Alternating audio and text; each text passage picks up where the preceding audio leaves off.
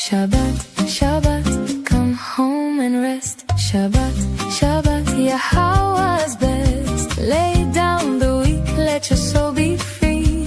Shabbat, Shabbat, come back to me. 6 days we work, then we bask. We leave the noise to hear Yah's voice.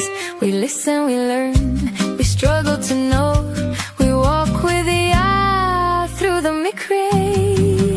Shabbat, Shabbat, come home and rest. Shabbat, Shabbat, Yahowah's best. Lay down the weak, let your soul be free. Shabbat, Shabbat, come back to me. I love it. Oh, that's a new introduction for our family hour here on the Shabbat. And I realize it's not Shabbat time for everyone. It isn't even Shabbat time for Rainbow, Kansas boy up there on the top. And it's certainly not for you in the People's Republic of California. You're still mid-morning in all likelihood. But for us Easterners, the sun is within about 30 minutes of sinking, maybe even less than that for us in the U.S. Virgin Islands. So it is definitely Shabbat, 7 hours ahead in Yisra'el, and that is our target audience. So that certainly is appropriate for this show. I love the new introduction. It's excellent. Yeah. Odie did that for us. Oda Lape, yeah. Mm-hmm. Well, now, how does he pronounce his name? Oh, don't make me do it again. Oladipopo. Oladipopo. Wow, Oladipopo. Does he have a short version of that? I just call him Lottie. Lottie. Is that what he likes? Yeah. Or does he like Oladipopo? I'm Irish, so Lottie sounded good. Okay, there we go. All right. He is our Nigerian covenant member, right? He's from Nigeria, moved to New York City, and is a techno wizard. Oh, absolutely, yeah. He's done. Okay. I've seen a lot of things from tonight is his. Mm-hmm. Yeah, I hear a lot of really wonderful things about him. We'll have maybe find out a way that get him on one of our shows, and more people in the family can meet him. Yeah, absolutely, you can do that. Okay, so your contribution to the introduction of the show, since I've worn you out, I've been told in the 5-day vlog on the vlog is Audio Popo and the new Shabbat introduction. That's a pretty good start, though. Okay, all I'm going to say is after that song, I am in such a much better mood, and all I can say is TYIS. So, okay, thank you. It's Shabbat. Yeah, there it is. And, we have a very different view of Shabbat than do the rabbinical types. Last time I checked, verbs define nouns, and Shabbat is a verb. Yep. And everything that I have ever studied about Yahweh is all of the most challenging things that he has achieved, the hardest things that he achieved. They're always on a Shabbat. This next Shabuw'ah, it's a Shabbat. The Shabbat for the harvest a little over a year from now, it's on a Shabbat. The Towrah, which is the greatest day, God's going to do more things on Shabuw'ah than on any other day. In fact, I think God's going to do more things on this next Towrah, which is a Friday evening, Saturday, Shabbat, than he has done since creation. I think it's that busy a day. And if God's working that hard on a Shabbat is not do nothing day. That's right. It is not. No, and he's leading us all back into the garden. It's also on a Shabbat, and it's a 1,000-year celebration of the Shabbat, where we get to prove that we can work with Yahweh and get things accomplished. So I'm going to view Shabbat as an active day. And there's my friend Captain Kirk, and I know you don't have a lot to say. Typically, what I get is a thumbs up at this point of the show, but I did make a major accomplishment with Captain Kirk there. We got Captain Kirk to participate in the chat and messaging pages on Yada Yah, and for Kirk, who is an analog guy, to bring him into Yada Yah world. Welcome home, pal. I think that was a major achievement. You're going to find do you? Yeah, you're going to love that place. You're going to really love it. I've gone to the point where I was a texter and an emailer and loved email and texting. I have very seldom text and I very seldom email now. I'm almost all communicating at yadayah.com because everybody that I want to talk to is there. and we can all, yeah. I mean, so it's just marvelous from my point of view. And I understand you have a story you're going to tell us, Mike. I didn't know you were a storyteller. I know you were a drummer, but a storyteller, fact checker, storyteller, drummer, Renaissance man. I just have a couple of short stories from this week. So last weekend I was cleaning out my home office, and I found a 3-ring binder, and so it had like the original, well, probably the original or light chapter, you know, the one that really got me into this. And then I found a printout of email conversation thread, you know, that we had back and forth.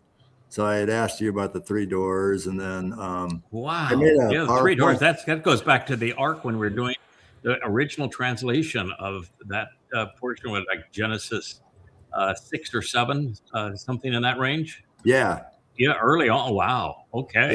Yeah. This is 2000. Okay, so I forgot to tell you that the email was from 2008. Yeah. So actually, the 3 doors came about in my first translation of Hosea. So that's the first chapter I ever wrote for Yahowah. Is I wrote trying to correct my pals Ken Powers' work on a book, and I couldn't correct it. I had to rewrite it, and so I ended up translating. My first book ever was Hosea, and very quickly in Hosea I learned that, boy, that whole religious concepts of all souls go to heaven or hell was just absolutely wrong, and it had to be wrong, and that most souls simply dissipate upon their mortal demise. And so I think we were the first ever to deduce that Yah's testimony says that there are 3 fates for human souls, not 2. And the one that's the most common is the one that no one seems to want to talk about. So that goes back to an original treasure, my friend. That could be, you know, like put in the museum section of Yahowah, in the archives in the museum section of Yahowah, pal. Yeah. Well, I first to explain that, I think ever. To this day, there's not anyone touting that. No, no one has even picked up on it, and it's the reason you're here. So that was one of the big reasons I stayed away from almost every religion. Yeah. Everybody who is a thinking agnostic recognizes that a God who would say, "You must obey me and love me, or I will torture your soul forever in hell," isn't worth knowing, isn't worth loving, isn't worth obeying. That's a tyrant. And so if that was God's approach, heaven or hell, then he wouldn't be worth knowing. And so here I am now. I've jettisoned, walked away from Christianity and from politics. I'm translating this Hosea for a really good pal of mine, Ken Powers, and I get into it, and one of the first things I notice is, wow, that is amazing. What he's telling us here is that rather than 2 destinations for human souls, there's 3 outcomes. And the big outcome is the soul is simply dissipated. So the souls of people who were misled, who didn't mislead others, but never came to know who Yahweh was or what he's offering, they simply dissipate. It's not a penalty. It's fair. They don't know him. He doesn't know them. And that only those who actively mislead end up with an eternal existence in Sheol. And the religious view of Sheol isn't even right. There are no fires. It's a dark, lightless place. No fires. It's just eternal carceration of a soul. No tortures. And that Shamayim heaven was limited to unreligious people. And I thought that was so foundational to everything we'd come to know about God. It's one of the very first profound discoveries. And it rings as accurate today as it did when we first discovered it. So if you could keep that, I would like, to put that in the Yahowah Hall of Fame and the museum wing for foundational archive. Because I think about that all the time. We've part of learning is that you realize that you've said things that could be said a different way or more clearly, or you grow past an understanding into something new. But I realized that, it's probably 90% of the insights that we've had are consistent all the way through for 25 years, and that's one of them. And there's others that have made, we've nuanced them and added to them and refined them over time. But yeah, save that sucker. That's a good one. Thank you for bringing that up. That's a good story. Okay, I'll try to make a PDF. I'll scan it and make a PDF. Okay, then further on, we were having this conversation. Then I made a PowerPoint presentation based on the Or Light chapter, and I sent that to you in this thread. And then I fact checked you. I think this might have been the first time I fact checked you. I don't know, but in Psalm 22:7, you had said Aradatha instead of Aria lion. And he said, and then you replied and said it was like an old version of Logos or something that was wrong. Or something. Yes. Okay. The second story is, so like Thursday morning around 10 o'clock, I was about ready to leave for work. I go in late to miss all the traffic in Dallas because there's always wrecks. Like the other day, there was like 5 wrecks on 75. That's the highway I have to take. Anyway, so I'm about ready to leave, and the doorbell rings and knock on the door, and I open the door, and there's 2 Mormon kids standing out there. So I had a conversation with them. So I told them, I asked them if they knew God's name. They go, Jehovah, like no, it's Yahowah. And let's see, and then I told them that Dowd was the Messiah and Son of God and all that, and there was no Jesus Christ, and that wasn't going over very well with them. No, probably not. Paul, he didn't make any friends. Making friends and influencing people. No, and I told him Paul was a false prophet and demon possessed. I told him he had admitted to being demon possessed in 2 Corinthians 12:7. Yeah, so and in Romans he admits to being a sexual pervert. Well, the one kid that probably would have blown up 2 Corinthians, and then I don't know, he didn't get it. And then let's see what else. I told him I asked him about the mikra. They don't know anything about that. And then, of course not. The first thing they said is, we want to invite you to the temple on Sunday. And I go, well, Sunday's not the Shabbat. Sunday is like sun god worship day. And they were kind of taken aback by that. And really? And then, and let's see what else. Oh, I told him Joseph Smith was a fraud. The gold or copper tablets and all that. Yeah, the golden tablet. Yeah. And then the funniest story about that is that he wanted to prove, somebody wanted him to prove that his credentials, because he claimed that he was chosen because he was an expert in deciphering ancient languages. So he was the perfect guy. Now, he didn't, by the way, say what language the golden tablet was, but he claimed to be and when they asked him for proof of it, he said, I lost it. Right. Yeah. Conveniently lost it. Yeah, completely. I lost it. But so somebody said, okay, here's a citation from ancient Egypt. Why don't you read hieroglyphics? Yeah, hieroglyphics. And so this was before the Rosetta Stone. And he said, oh yeah, I can, no problem. I can decipher this.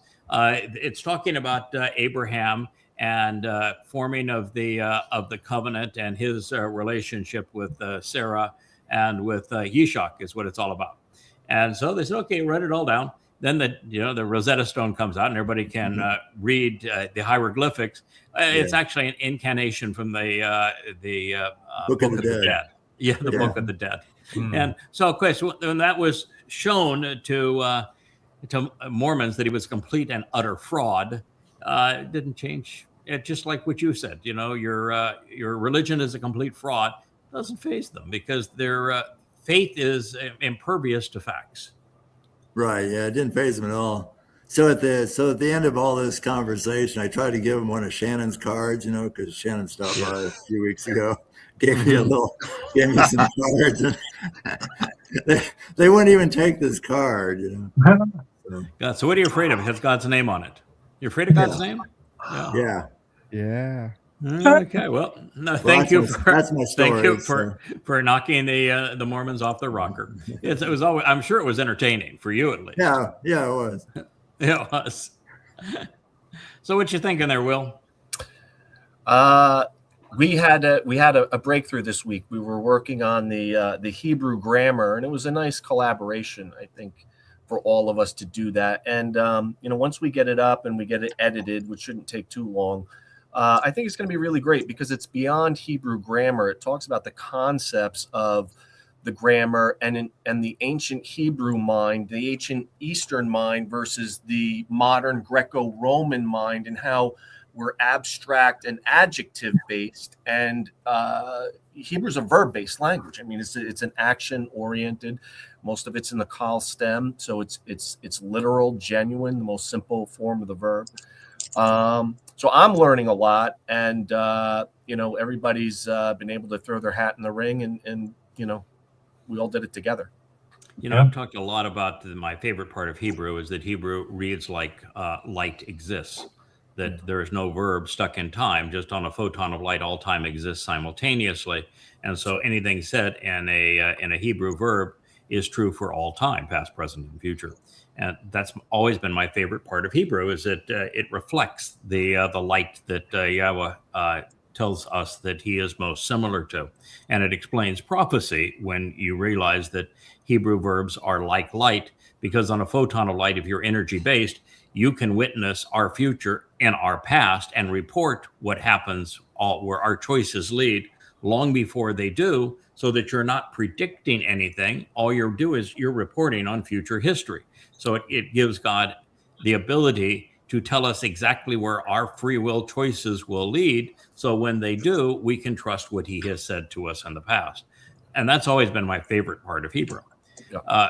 But what I don't think I've ever said, because I've been so focused on the details, sometimes I haven't pulled back on it, because I love the stems, because God's interested in one thing, establishing a relationship with us. And the stems exist to establish a relationship between the subject and the object pursuant to the action of the verb. And I think that's absolutely brilliant, that he would have a language with 7 stems that describe and frame the action between the person speaking, or the subject of a verb, and the object of a verb. I thought that was great. And to have a language that doesn't only revolve around free will, because that's sacrosanct to Yahweh's free will.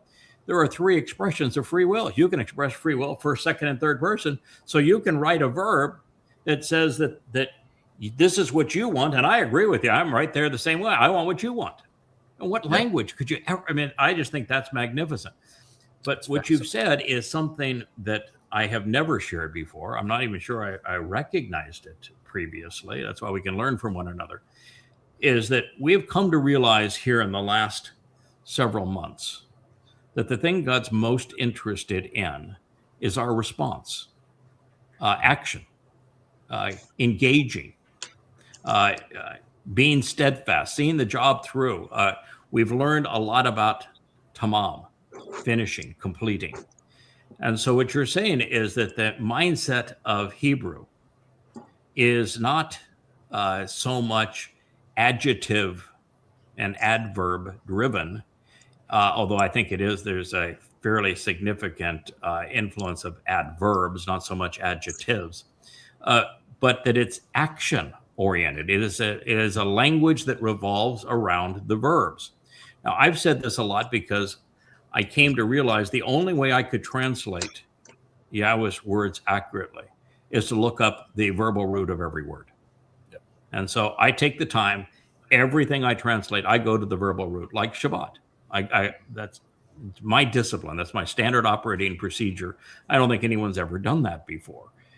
And so you're saying that is appropriate for Hebrew because the whole language revolves around action. But I would just take it one further, which is that Yahweh's entire purpose is to get us actively engaged with him.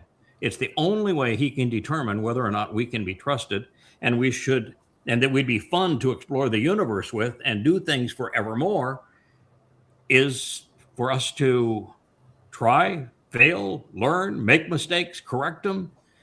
We need to engage. We need to contribute to the relationship, as opposed to save me. No. Make a contribution. Find a way to contribute. That's what you were doing with the team that is developing the grammar insights for the Hebrew language, which are very profound. Yeah. So that's been great. That's great. Yeah, it's learning great stuff. experience. Great stuff. Yeah, I didn't know what we were going to end up with at the end. If we were going to end up with 4 distinct presentations of grammar, 4 or 5. I know, Mike, you have yours. JB has one. You were putting together one, and Perry has a kind of a combination one. And so I didn't know if we're going to end up with 4 independent grammar presentation, and Kirk did one. So that'd be 5 independent grammar presentations, or if we're going to try to fold and meld them into one presentation, with the hope that that presentation did what you said. If, like, I would, before I ever talked about grammar, I would talk about the attitude of the language, you know, how it verbs are never stuck in time, and how they you have essentially 2 ways to conjugate these verbs, ongoing action or action that's finite in its time, and how the infinitive and the imperfect are parallel in this regard, but one creating a verbal noun, which is really action-oriented, perfect example, and the participle, which does the same thing as the perfect, but turns your verb into a noun. Yep. Yeah. Did you see Perry's consolidation with AI? I thought that was pretty good. Yeah. So if and I have not, because between doing the 2 programs every day, and I think on Monday, I think it was, but we did 3. But that's taken a lot of time, and I've spent more time with Joe working on the website than ever before. I'm not a technologist, but I've got an eye for what we're trying to achieve and a mindset. And so Joe and I will go through details that you would never ever think that you would even think anybody would even bother to talk about. But I've got a pretty keen idea as what we're trying to achieve and the look we want to have. And so we spend a lot of time, hours and hours and hours on the back end of that. And then the other thing is that I've now realized that I have 4 versions of Coming Home 4, and they vary in length from 350 pages to 700 pages. And there's 4 versions of Coming Home 4, combined 2,000 pages, because I wrote it based upon something we were experiencing that I could share as part of these programs. And then we learned something new, and then I'd have to go into that so I could translate it and think about it and prepare for sharing it on these kind of programs. And over these past 3 to 4 months, we've done that now 4 different times. The Luminary program that we'll get into later this evening, it happens to be an example of that. After we did the last word picture, which then turned into a 700-page book on the last word picture, it took me right back to, I got to tell the story of the 2 luminaries and walk them all the way through the process. And so that begins the book that is going to be Coming Home 6. And I'll have a Coming Home 5 and a Coming Home 3. And I'm trying to work on those 3 books simultaneously and map them out and not have any duplication and have it all work effectively. So it's the first time I've written 3 books at the same time. So Perry has sent it to me. I have not read it. I scanned the first version. The first version wasn't spectacular, but he has explained to me how it matured, and everything he's told me about it sounds great. And that's the goal, is to try to merge all of this to share insights on Hebrew grammar that are so essential to an accurate rendering of the testimony in the Torah, prophets, and Psalms. It's a great tool. Dr. Jeff, you had some insights, and I cut you off as we were leading up to the show because I said, "Hey, man, we're delivering this for the family. You got to share what your overviews and thoughts were with everybody, so they can all listen." What were your impressions? To pick up the baton from you, Yada, basically want to first send a shout out and a kudos to Joe Page, because the website is beyond stupendous and magnificent. And it fits right in with what we're going to speak about tonight with Yowel, and which is in parallel with Yirmiyah 31. I'd also like to make a point that it was wonderful and inspirational to watch Matt on the vlog with you and Kevin. And I want to just let him know that we grow and glow together, so we can all show, and that it is very inspirational for all of us. He has a great story. He's a great human being. He's really a fine man, and he has grown so much over these last 2 years. We're so appreciative for him and of him. Absolutely. The third thing I like to mention, which actually is just continuing to blow my mind away, is that 2,700 years ago, our prophet Yowel told us to know Yahowah and his enduring testimony. You've got to know and listen to Yada. He did. He didn't just, wasn't an inference. It wasn't a nuance. It was black and white, in your face. This is how it is. No equivocation. That's correct. And to think about Talk about the confidence for God. 2,700 years ago, he's talking about somebody that is essential to his people's return to him 2,700 years in advance. And he's confident enough that he's going to, as Kevin said, okay, yeah, I'm not worn out for doing the vlog on the vlog. And again, Kevin said, yeah, but that's only because you've got the 7 spirits of yeah, if I had 7 spirits, I wouldn't be worn out either. Yeah, he contributes a lot to it. There's no question. But he still had to know that the guy, he had to know the guy he was going to deploy. He would have had to have done something with him previously. He would know that he came through previously and that he's tenacious enough and he's going to approach it the same way, systematically. He's going to devote the time and the effort, and it's going to happen. I mean, it's such confidence, I think, from Yahowah. And exactly. I don't see what he sees and us. I don't see it, but I'm glad he does. Here we are on the cusp. We're 13 days away from Shabuw'ah. And I've been telling you forever that the ultimate medicine, the ultimate healing, the ultimate way to have eternal life, Shamayim, with our Abba, with Dowd, with Boaz, Ruth, and the entire covenant family, is to know Yada, to listen to Yada. So that is the ultimate, again, the ultimate Raphael. It is. The ultimate, and I say that as a person who's been around medicine and has been attempting to just transiently heal flesh forever. But this is the ultimate doctoring and the ultimate path to eternal life, which is meaningful in the best way possible. Yeah, it's something that we had a long conversation today with the guys here, and it's something I've had to grow into. If God had said, "Oh, by the way, this is what you're going to achieve and how it's all going to play out," initially, I'd have been worse than Moshe. I'd say, "You're out of your mind. Find somebody else. This is not going to work. I am not that guy."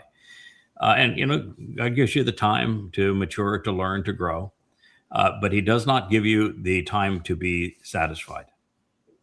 He keeps you right on edge all of the time. And it's as if he knows that you're capable of doing more than you think. And if you keep on edge, you'll keep right on going. And I've finally grown into the point where I don't run from it. I know that it's absolutely impossible that there's anybody else who ever has or ever will meet all the criterion that he has laid out. And I look back at our body of work. You look at that website, for example, and the content that's on that website and how magnificently it is presented. And there's nothing like that in the history of the world. Okay. And it's not just enormous amount of content and really inspirational content. And they talk about a dissertation, and you can earn your PhD if you advance the field of knowledge in one tiny area. Well, we've advanced the understanding of God in 1,000 ways.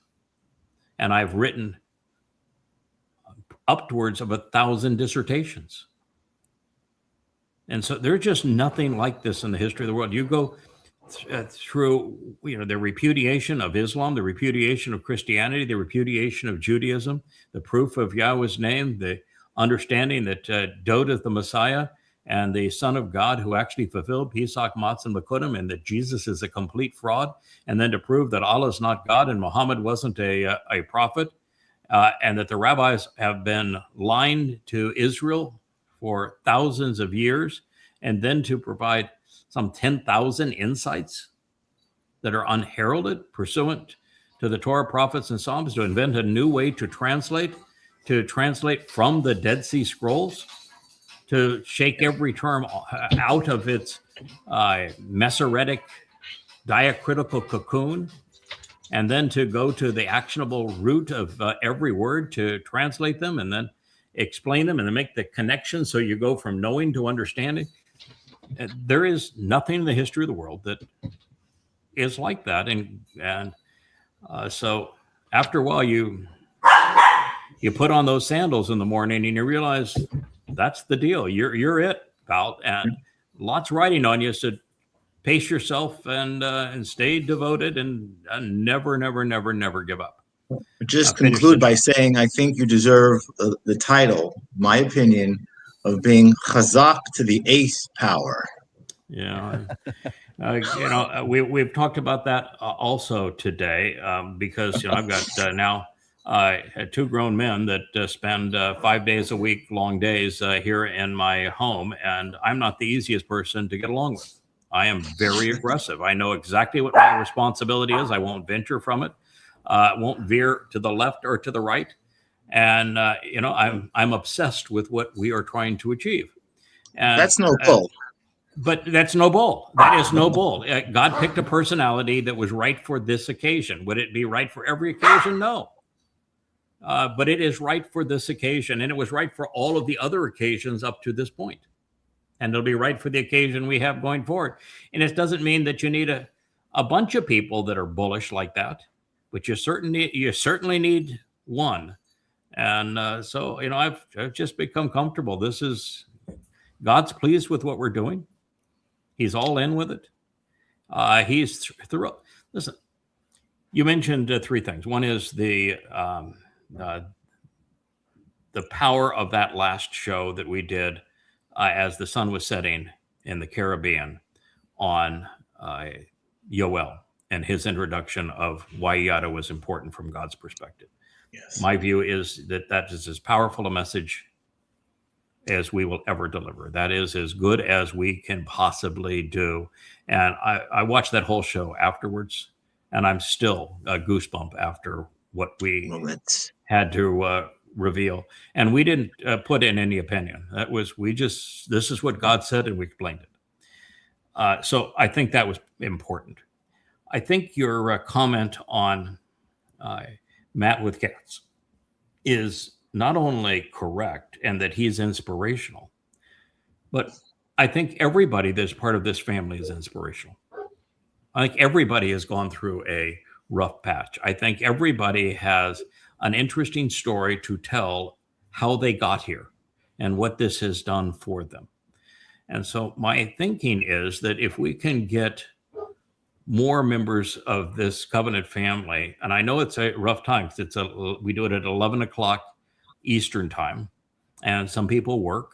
And I don't know if they can take an early lunch break, or if we can postpone the show to 12 to make it overlap with that, or if it's in the West Coast, of course, it's 8 o'clock in the morning, and that's not so bad. It's before most people go to work.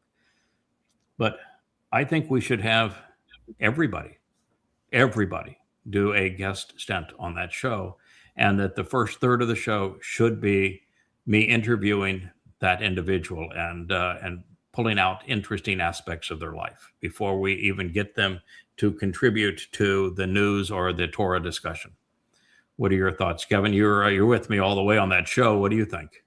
Oh, absolutely. I would love to have more of the personal involvement with the family, folks coming forward, telling their stories the way they're comfortable. I think that first of all, we all grow from learning their stories, but it also, we realize that how similar we all are, We are, and so yeah.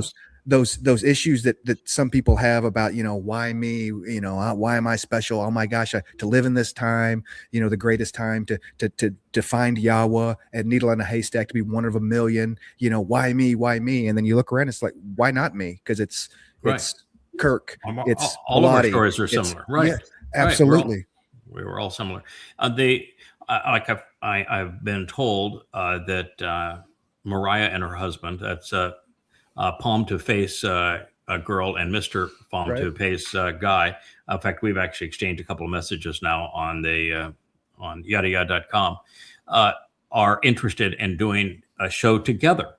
Now, of course, the whole issue is, can we create a time to do that others can contribute without so much the shows having to be in the evening or the weekends, because there's only so much I can do before I would face plant, and at this point that is probably not a productive thing. So we'd have to keep it in a period of time that works for everybody. But I would love to see who can participate and what times they would be able to participate in that show. I do think having the discipline to do a show at 11 o'clock and in most days to follow it up with a second show, I think it is working quite well. And I'd like us to continue doing that. The third thing that you brought up, and I happen to like this idea of us going around the lower left quadrant here has all had stories that are perfect for this particular program, and that all lead to an interesting teaching opportunity. So I think we all ought to do this more often. But the first thing you talked about is the website. I'm out of adjectives to describe it.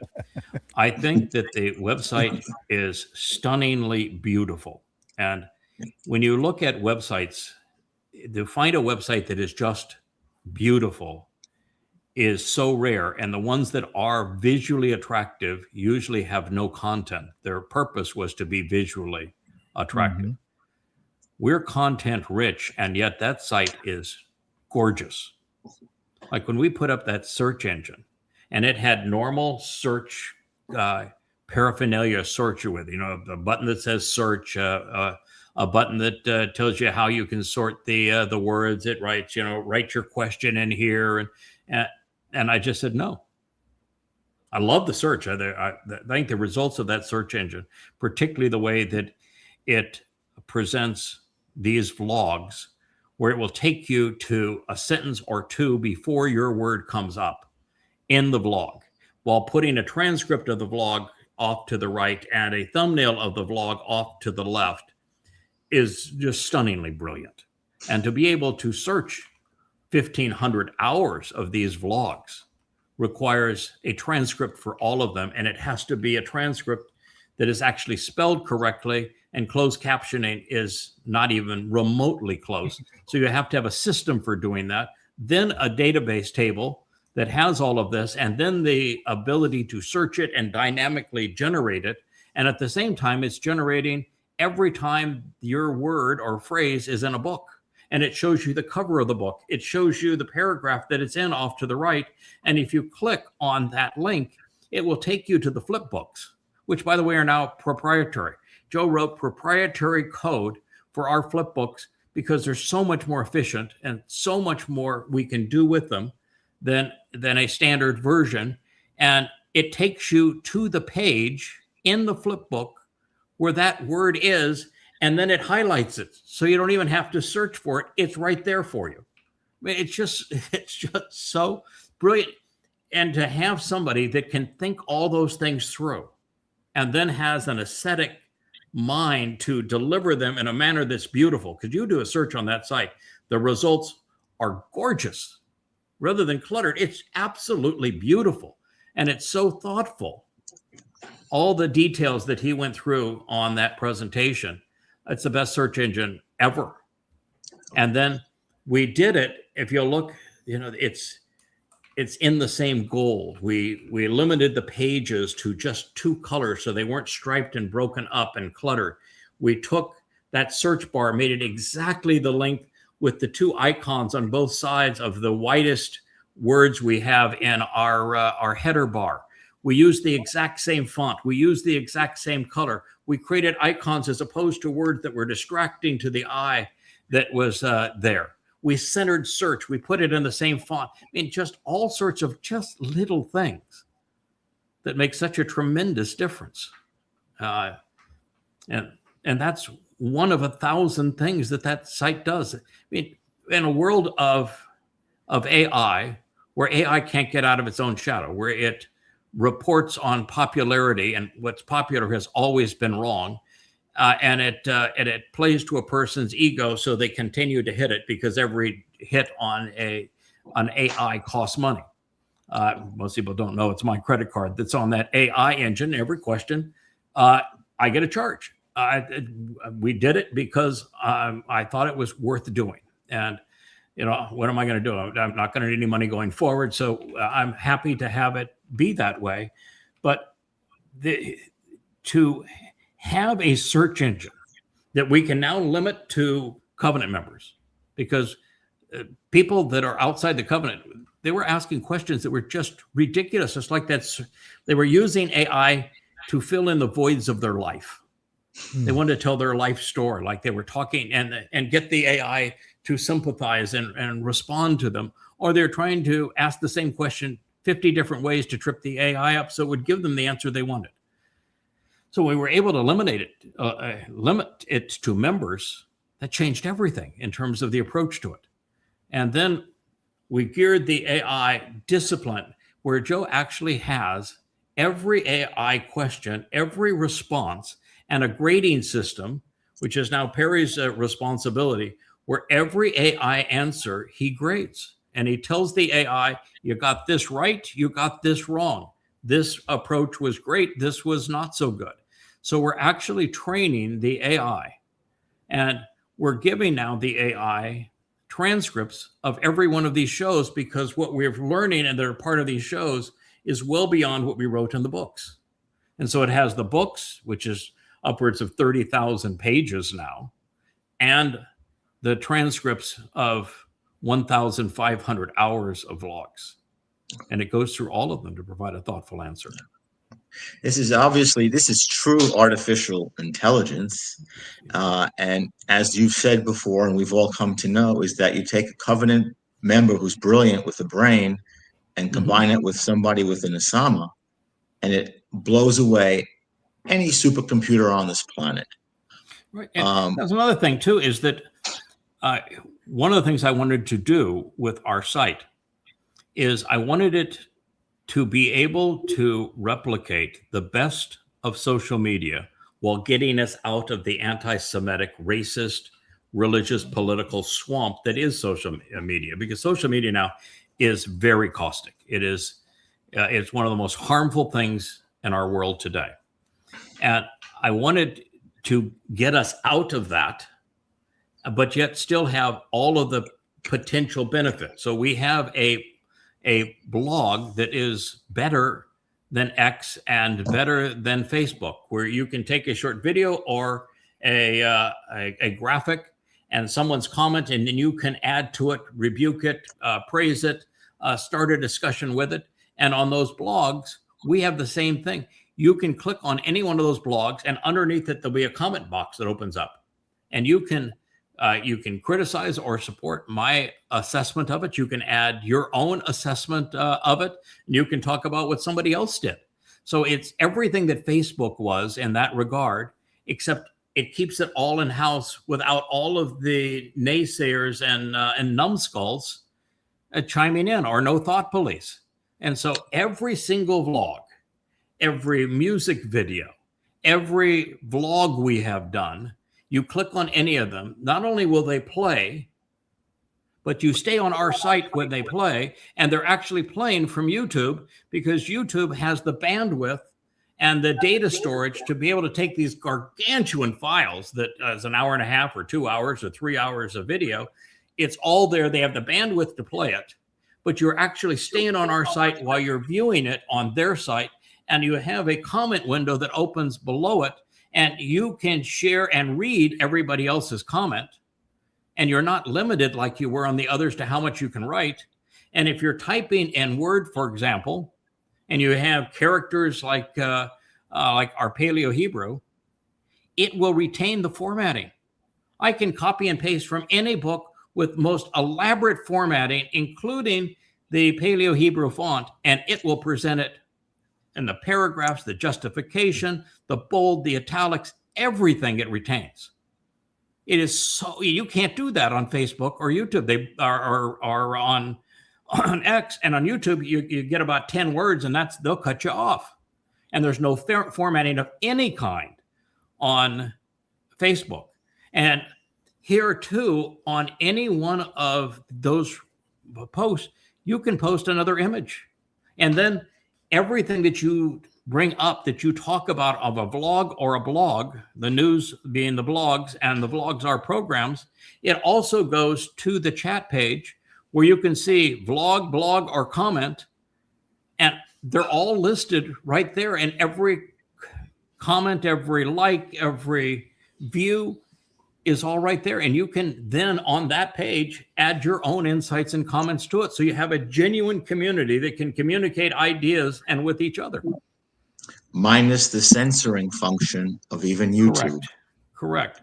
So, and then we have direct messaging between us. We have group messaging between us, and we have topic conversation messaging between us. So we have topic conversations, and there's like 10 important topics, and personal communication and group communication. So when I asked Joe for this, he says, so what you want me to do in my spare time here is you want me to reinvent Facebook and X and get maybe, an instant messaging site. And you just want me to reinvent what are hundreds of billions of dollars worth of websites. I said, yeah, that's what I'm asking. Yeah, because if we don't have that, we don't have a home for Yahweh's name. It's not a home where you can't communicate with one another. You can't bring the news in and comment on it, where you can't comment on the vlogs, where you can't view everything that's on the site and still stay on the site and communicate with one another. Then you still are having to use other messaging apps, and you're going in and out of the site. No, I want everybody to be together. And he says, all right, we've asked for the impossible here, but I'll figure it out a way. Yeah, I'm just going to leave you with this, Craig. I'm going to leave you with this also. What you're saying, it's stunning. It is stunning. And in terms of family, something that you've emphasized to us, and to me personally for a long time, as real family, when we have our joys and we share, they are augmented. They are. When we have our sorrows and our foul ups and our, mess ups, they are mitigated, halved, and attenuated. This is true. That's what we can do on this site. You're right. And that's the beauty of what we've created here for support of family. And it has become so magnificent as this home for Yahweh's name. I am so bold where I am absolutely saying that for now and for the next 1,000 years, this is the home for Yahweh's name. This is what he's been talking about. It's the only home for Yahweh's name. And it is Yahweh's library.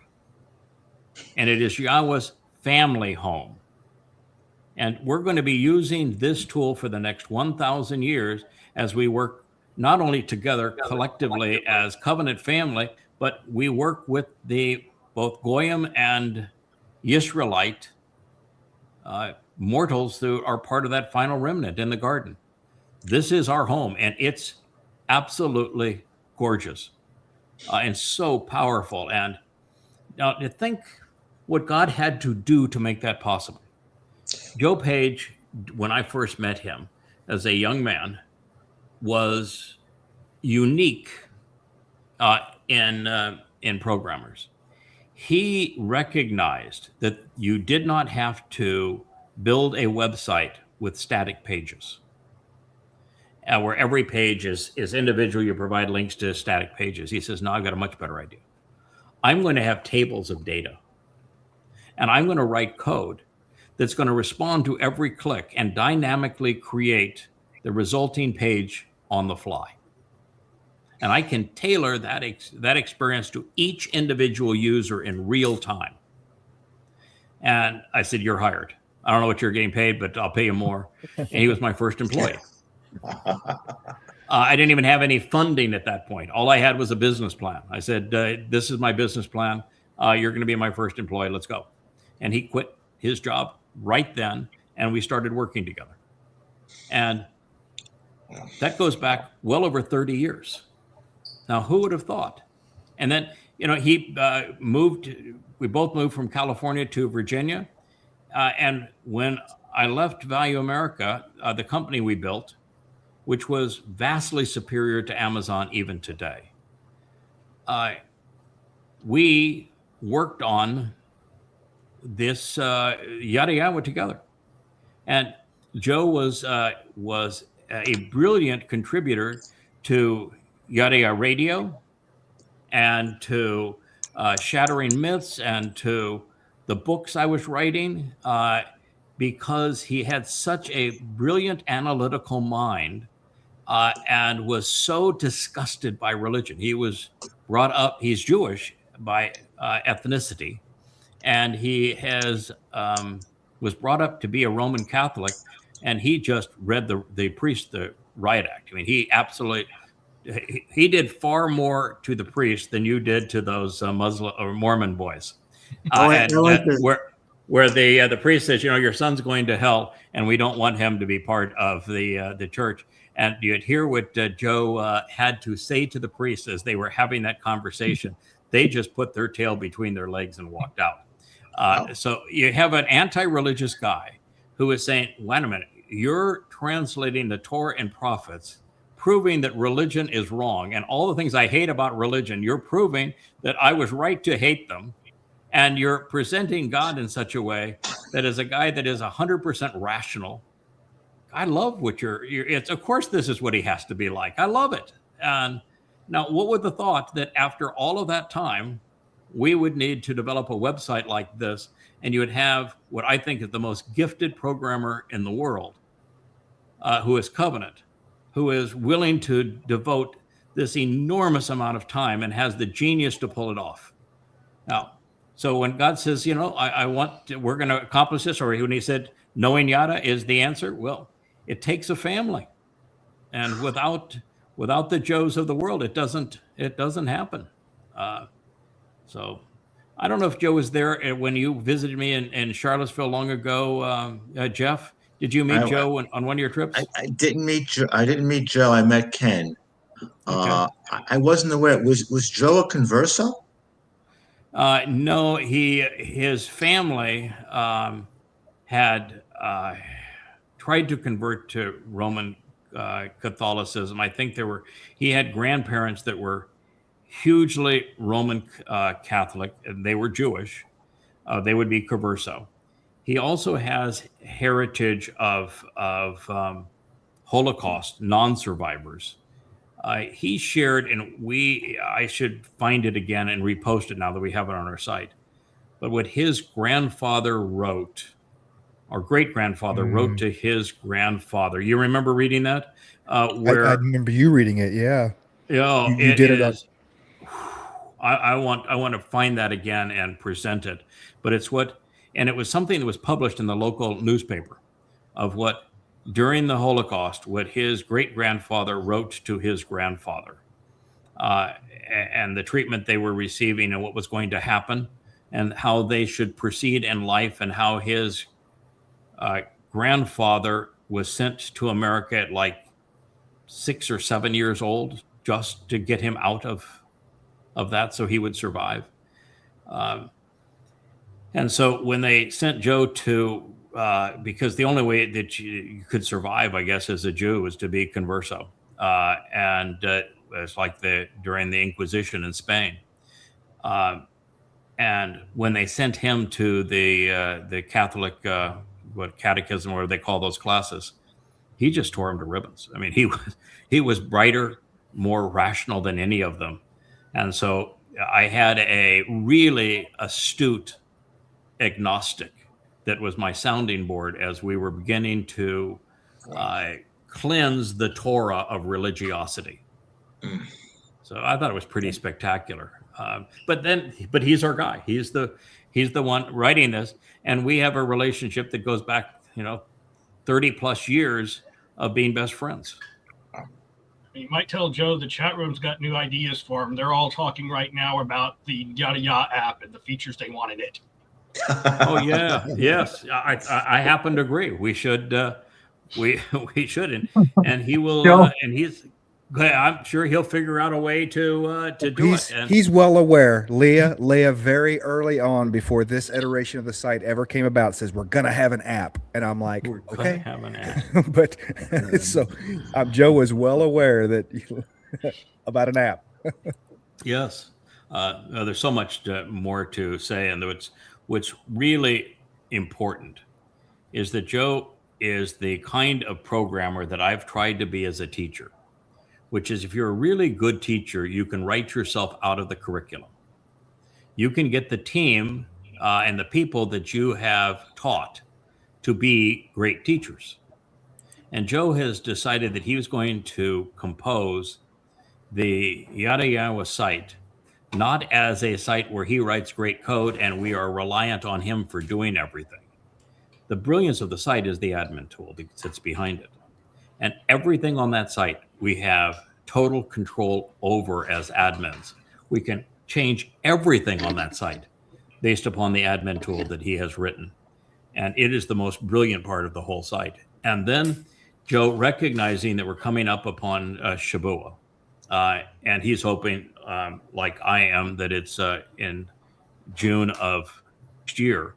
I mean, I kind of like the best of both worlds. I'd say I could use a good long weekend break for this May, and then I'll come back 5 days a week and work it during that next 3.5 years. I'm more than willing to do that. But just like maybe to spend Shabbats up there in Shamayim, and we'll give it our best down here, and come back in a little leaner, younger. Physical body wouldn't be so bad either, and I'll share one, give one to my pal Kirk there too. And I know my pal Rich wants one. So, but we're not complaining. As shared with Kirk, that's there is one thing worse than getting older. So we're gonna stick it through. But I would love to have that. I think that would be spectacular. And I know Yahweh is negotiable on this. Yeah, we definitely have Yahweh's ear. I mean, he has ours a billion times over, but yet he has chosen to work through us, and so he is very interested in what we have to say. And what I have found with Yahweh is, if you do something that he wants done, he's all in, man. He is super supportive. So the key thing is to find out what he wants done and to do it. And if, we can have our Shabbat there in Shamayim, and we come back and we work here and make a contribution, we keep the site up and keep the books being added to the books and adding to the vlogs, that seems like a win-win to me. Wow. So That's the way you think. Yeah. So we're working on that. But what I wanted to lead to is that Joe, recognizing all this, has trained an AI behind the site who he has co-authored a lot of the code with, and he's trained to write the code to self-heal. There is a page on that site that's got all of these tabulations, and it says every time the site had a hiccup and it had some kind of a problem, and so it has the whole list of them, and it has them divided into various categories, and then it has the ones where the AI can say, I won that one. I fixed it. Right. And this is how I fixed it. And then it has ones where Joe won that one. He had to fix it, and he had to teach me what I did wrong. And so they have a scorecard. Amazing. And what he is doing is he has trained the AI to fix the site. Like the site, I don't know if you know, but about 4 or 5 days ago, the site went down for about 6-8 hours. And thank God it went down, because it was really getting to be slow. And we tried to figure out why it was slow, and then why it went down. And it went down because the host thought we had a denial of service attack. And what happened is we were using Google as the search. The browsers like Google are basically major search engines. So for the search, rather than writing a whole search code from scratch, he adapted Google's for it. And the Google search got caught up on the charts where we had Paleo-Hebrew. And they kept spinning in those charts and kept on trying to resolve those charts and never could resolve those charts. And so the constant return for the search to try to resolve those charts slowed the site down and told the host that we're having denial of service attack, slowed it down and didn't shut it down. And so when it shut down, then Joe had to be all hands on deck to say, what caused the problem? I have no idea other than Yahowah saying, Joe, it's over here.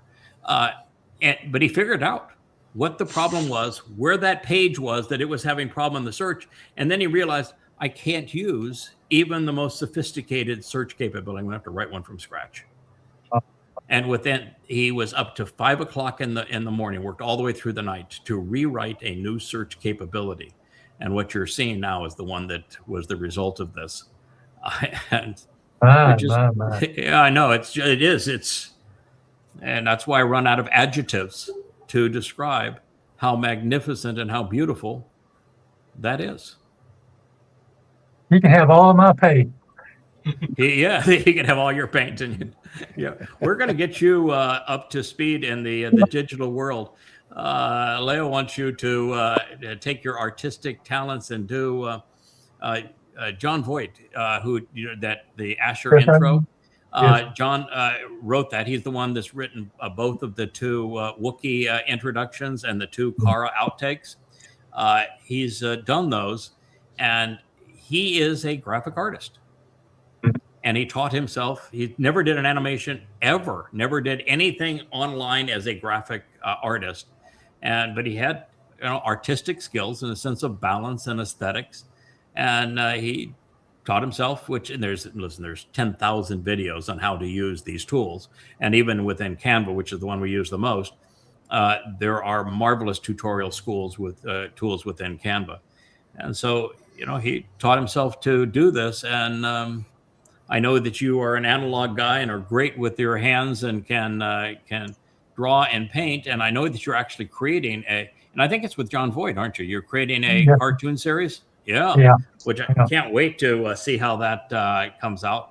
And maybe that's it. You'll continue to draw and create a series that he can animate, and it'll be something. I had the opportunity to see what John did with Leah's.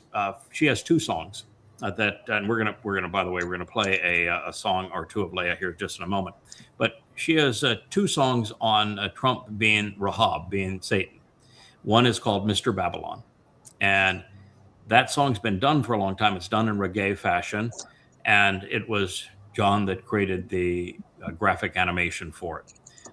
And while it's done, there's some tweaks that, Kevin, you do to it. And we're going to have to create two versions of it, one for Facebook, one for Rumble, and figure out a way that we can get them to play nicely on our site. But it's beautiful stuff. But what I wanted was to have the Star Spangled Cosplay, which is I think some of the most clever, funny, biting lyrics ever written as political sarcasm.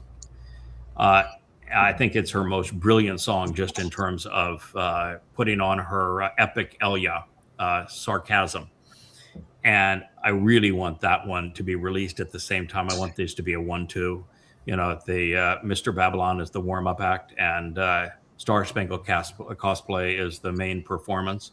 And when we have those two, obviously we'll do a show around them and talk again about why we have identified Donald Trump as Satan incarnate and how we can prove that that's the case. And it should be obvious to everybody. But I know that you look at a guy like that, and you look at it's not Obi-Wan Kenobi, but our friend from the Techno Wizard. OPP, now you know me. OPP, now you know me. Oladi Popo. Okay, that's it. Yeah, Oladi Popo. And he's probably laughing at us not being able to speak a name that's probably as common as Kevin and Nigeria. But nonetheless, we are.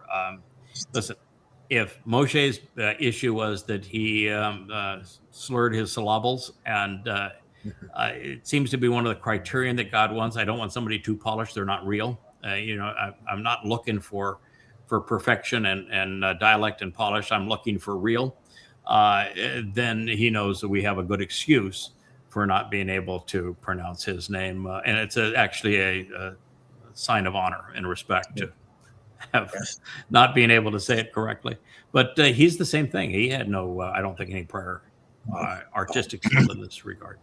But that's the thing we are the most in need of is people coming up to speed on these tools, and it isn't something that we can say, okay, if you want to do this, we'll teach you. We can't do that because we don't have the time. We don't have the time to do that, and there's all the tools in the world for somebody to and all of these various resources and all of the tutorial tools that you could possibly imagine to teach you how to do it. And so you've got to sometimes just take some initiative, go learn how to do it, and make a contribution, because what we're finding is there's lots of forms of communication. One is the way that I have communicated all through the years, which is we write a book, right? Black and white. We write a book. And then what we have found is that, well, there's also, we can talk to you. You turn on the camera, you turn on the microphone. We did it as radio. I did it as radio for 15 years or more. And now we have the vlog format so that it's video and talk. We call it a vlog. And that makes a huge contribution. But we also have the music, which conveys the message more emotionally, more powerfully, in a way that people can retain it. And then we can take that music one step further and score every song to a graphic background that underscores the message and communicates it even more visually, as we're going to see on these next two songs, but also where the lyrics are legible and they're written as part of the visual presentation. So you're reinforcing what you're hearing in your ears with what your eyes are seeing, and retain it and process it more. I think it is the epitome of communication. And that's why we have an entire page just devoted to well over 100 original songs that are all focused on Yada Yahowah. Talk about content. That's just extraordinary. Speaking of which, I'd be remiss if I didn't mention the magnificent talent that Amah is, and what a magnificent conductor she is. Now, you'll notice that she is not here this evening. It was a rough day. And we're going to have to figure out a way that she returns to a normal life. We're all built differently. As you can see, I'm built like a bull. I'm resilient as hell. I've been through the ringer. It takes a lot to phase me, and if you do get up my dander, I'm going to come right after you. And I'm just built to take it. I've done it all of my life, and nothing's new. And God has now taken me to the point of 25 years every month, adding to it. So you get some backbone, some resolve, some grit. Leah's an introvert. She never wanted to be written into this story. We come to realize that she is the Amah of the last Mashal, and that Dowd actually is her daughter, or her son, and God has all sorts of expectations for her, and speaks of her often, and the responsibility of that, the sense of pressure, and have it all fall on you at once, is a major burden. I don't think that there's any way I can properly express that when I say, we read that I am this Yada fellow, that I am the Choder, I am the Nakri. I am not bragging. Every recognition that God provides is a burden. And it is a tremendous burden. And it weighs very heavily.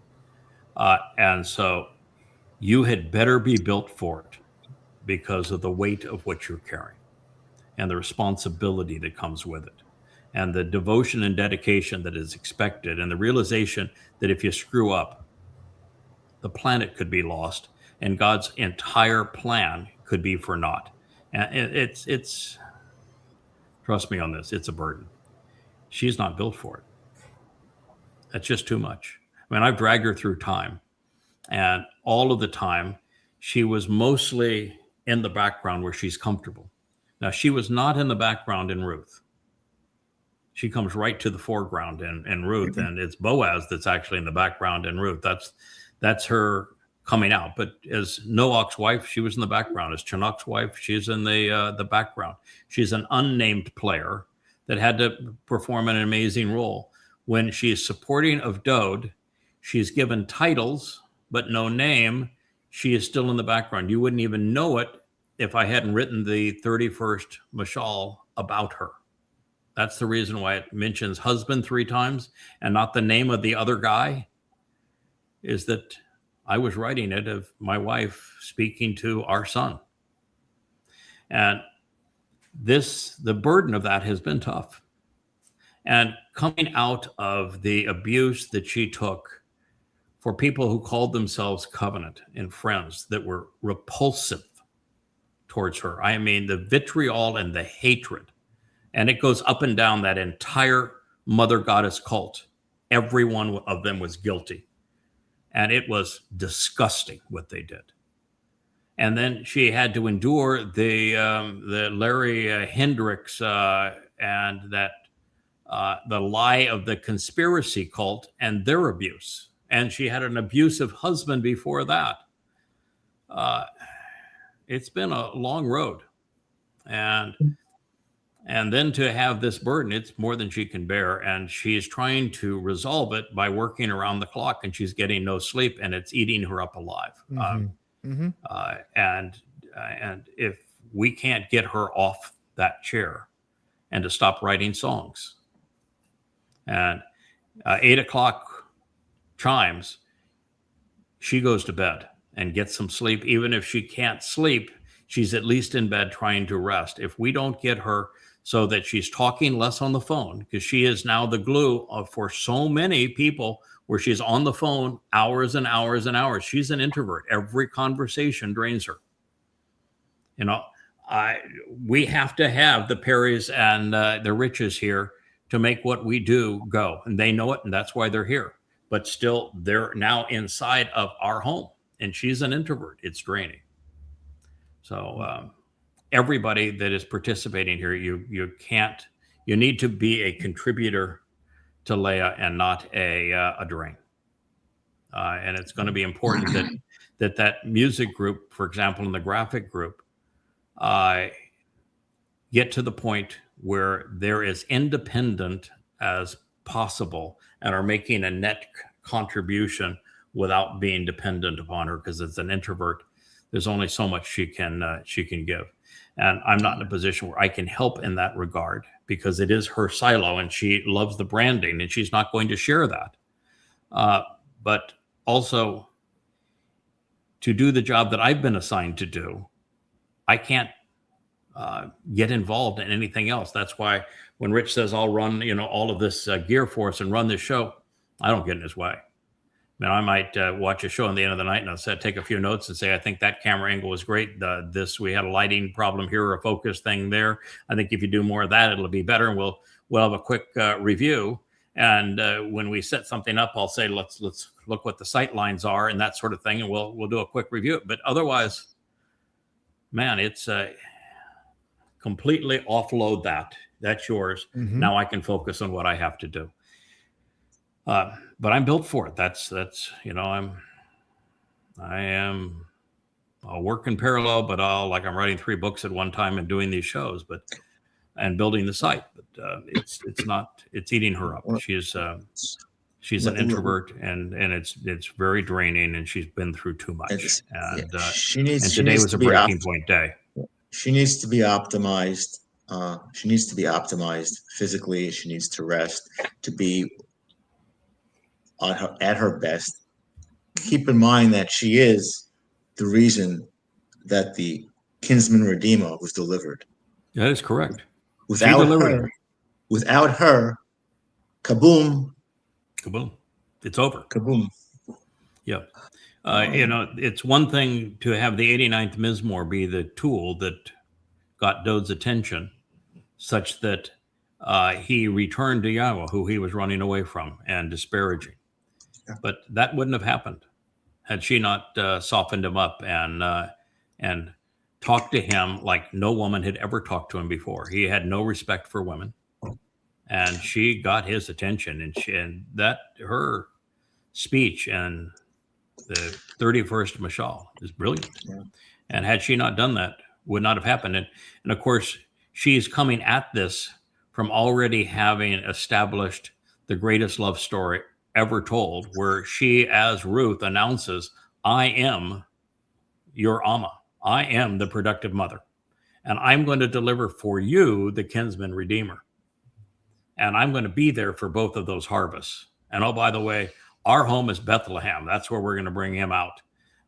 And she had all that experience going for her, and she had all the confidence in the world. And she knew that he had very poor judgment in women and did not have a good sense as to how to be a father or how to be a man. And she is as responsible for Dowd coming back to Yahowah and growing up and maturing as anyone alive. And then she is literally his mother. This idea that Mary, mother of God, that's absolutely BS. There was no Jesus, there was no Mary. But it's Ruth. And she was brought back. And so, these are not quiet. Those are not quiet roles. No fulfillment of matzah without no fulfillment of matzah. No, for Dowd to go from what he was in his life as the shepherd boy that became the king, who was afraid of his own shadow much of the time, running from King Saul, running from his son Absalom, running from God at the end, to turn into the man that said, yeah, I'll let the Romans nail me to a death stake and torture my body to death. Yeah, I'll sign up for that.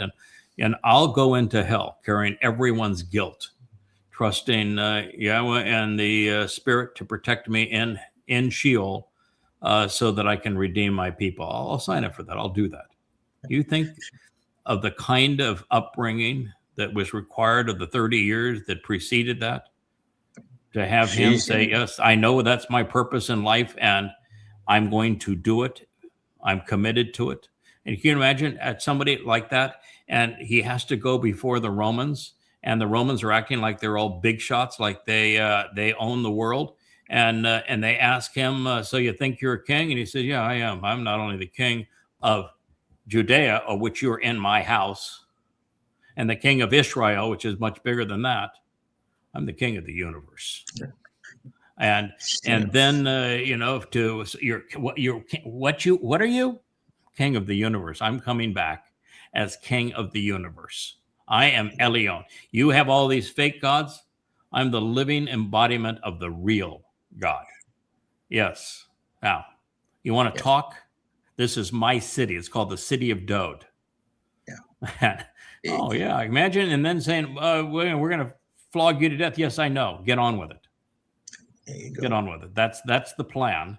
You're going to flog me to death, and there's going to be a nincompoop that's going to claim to be a Roman citizen that's going to claim the Jews killed me rather than you. Yeah. And by the way, all you're going to touch is my body, which I'm glad to get rid of. So let's go. But she, together with you, infused him with a testicular fortitude. And I emphasize she. What it took. What it took. The testicular fortitude to do what he had to do. We had to model. We had to be his parents, and we were, and obviously we prevailed at it. You have a song. Speaking of Ruth, don't you? We do. We have a song. Where I will go where you go. So yeah. One of the great lines ever uttered. Your people are my people. Your God is my God. Where you go, I will go. This is Ruth to Naomi as they ventured back from Moab and back into Yisra'el. even before it was Yisra'el. And at the time, keep in mind that Boaz was the head potentate there in Bethlehem at a time that there was no Jerusalem. Yeah. So this was the capital of the Hebrew world, and he was the primary landowner and business owner. Had a pristine reputation, and she went in there as what is considered the lowest status possible, where she was perceived as a goyim. She was no more goyim than was Boaz, by the way, if you followed their parent and their family tree. But that's how she would have been perceived, and she was a widow. Her husband had died, and she was childless. So she was childless and a widow, and perceived as a different ethnicity. So she would have been the lowest of the low, and she was a woman who had no rights. And she went into that town and she took it by storm. And she won the heart and the mind of the guy that was the primary landowner and business owner of the number one town that would have been and what became Yisra'el in Bethlehem, the very town that, of course, Dowd would come from twice more. And she is the great-grandmother of Dowd, and she will be the actual mother of Dowd 3,000 years thereafter. And when Dowd fell off the wagon, generations before or after the Ruth and Boaz story, she's delivered again as the Amah to save him from himself because he had fallen so far. So it's the greatest love story. It's the greatest prophetic story that there is in the Torah, prophets, and Psalms. And it's one of the least understood. And we're here to tell it. There we go.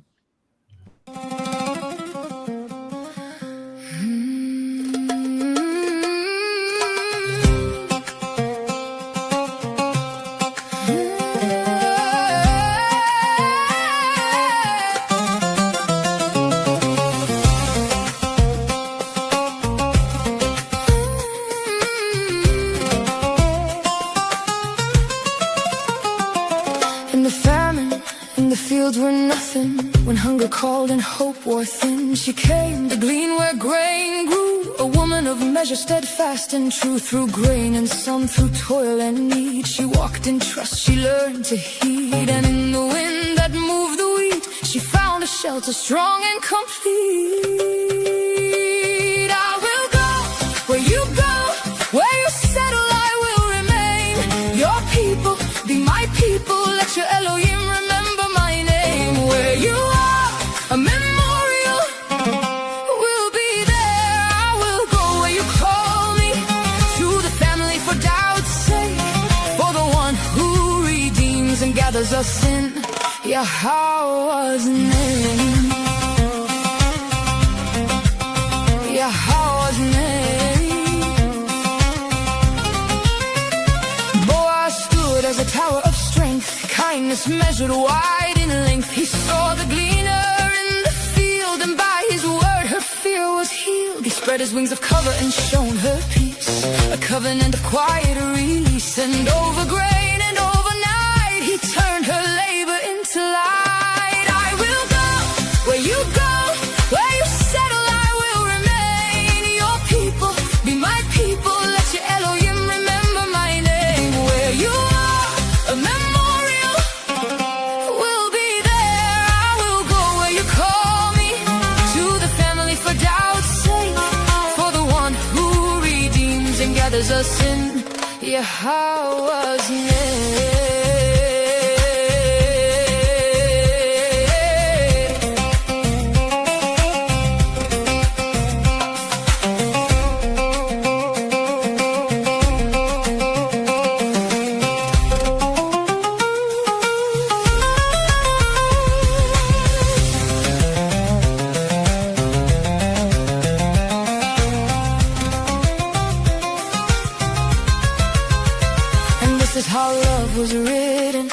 their knees, but in returning. Not in taking, but in giving. Not in distance, but in drawing near. Through thirst, through hunger, through the harvest, through the field and the promise.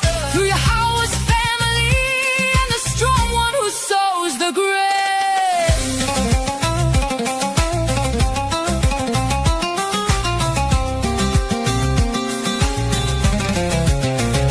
Kinsman come in thunder.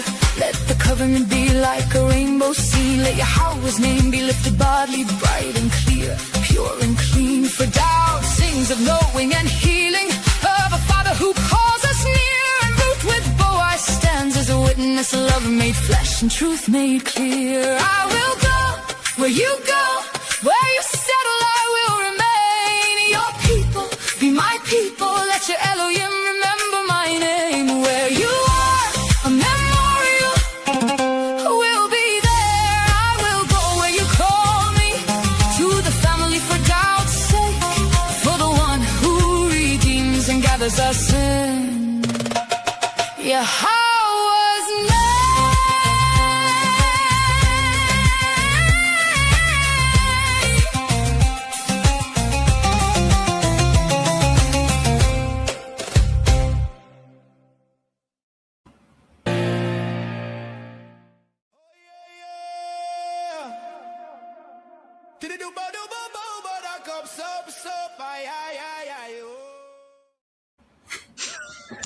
Like DJ.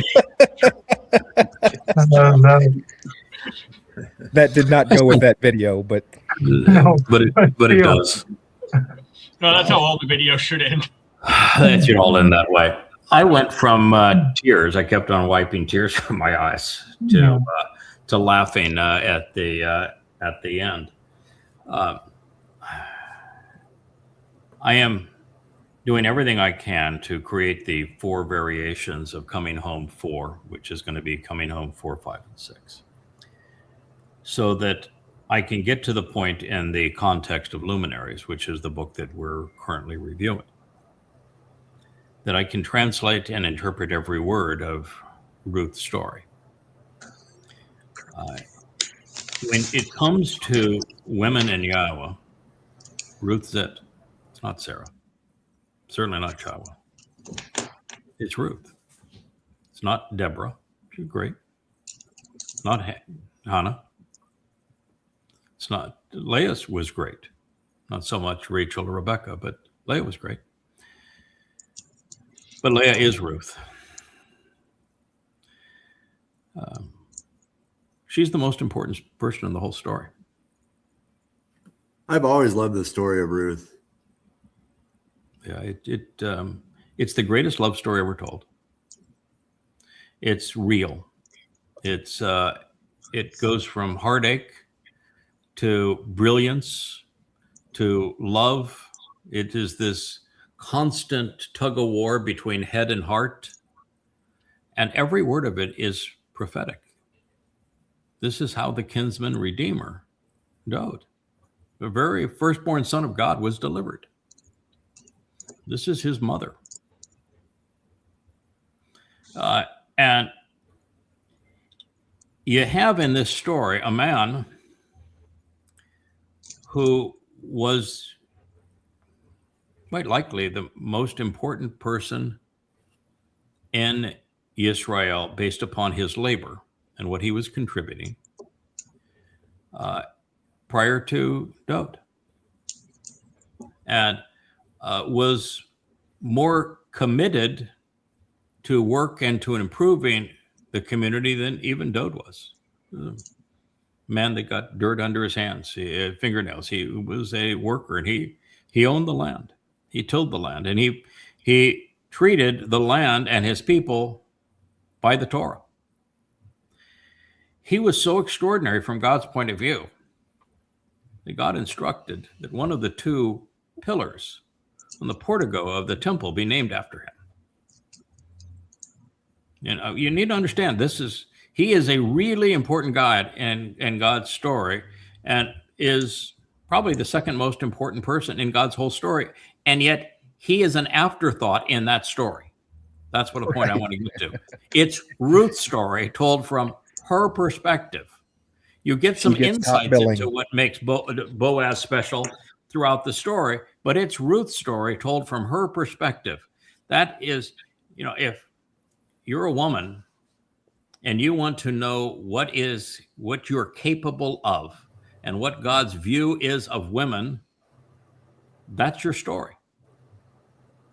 And what's so amazing about that story is that 20 years ago, when Leah was in a very abusive relationship and was alone and had been so abused by rabbis and had done her best to try to understand every religion. I mean, you can't imagine the lengths that she went to understand every religion. And finally just gave up and said, God, I know that you're real, but I don't know you. How am I ever going to figure this out? And God said, go ask Ruth. Go ask Ruth. And it was through Ruth and that statement about, I am your Amah. I am your productive mother. And I'm going to deliver for you the kinsman redeemer, that she says, there's a woman that is really, really important in this story. I've got to find out who the most important woman is to God in his story. And there was only one person that was writing about how important women are to God's story. And so when she Googled for women in God's story, the first place she came to was the first edition of the Yahowah site that was built by guess who? Joe. And that's how we met, because she went to that site. She did not introduce herself. She read every book I had at the site, which is probably 8 at the time.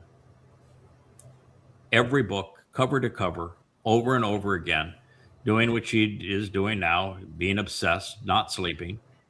And then she wrote me a very harsh letter, because social skills were not her thing. Boaz knew that. He says, yeah, I know your reputation, know exactly who you are. And the first thing I want to do is everybody, particularly you women out here, you do not give her a hard time. Back off.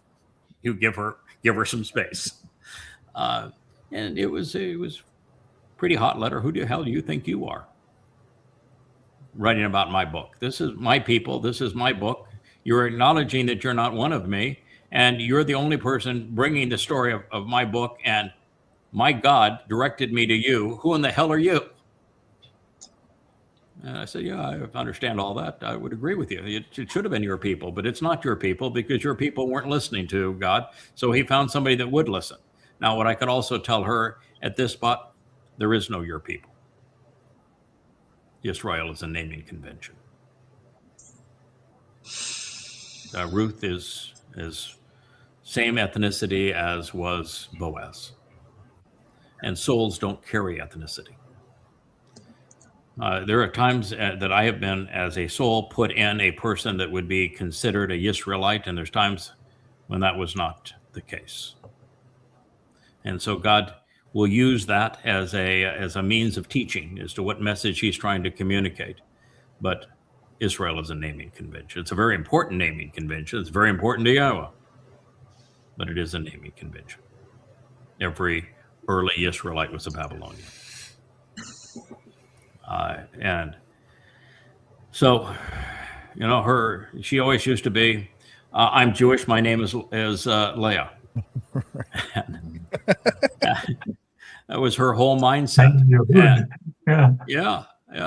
She would say it 1,000 times. I said, Leah, you may want to tone it down with all that. I'm proud that you're Jewish. I think it's wonderful to be Jewish. I sense that I am Jewish too. In fact, I'm probably more Yehud than 99.99999% of Yehud that don't even know they're Yehud, that speak to themselves as being Jews.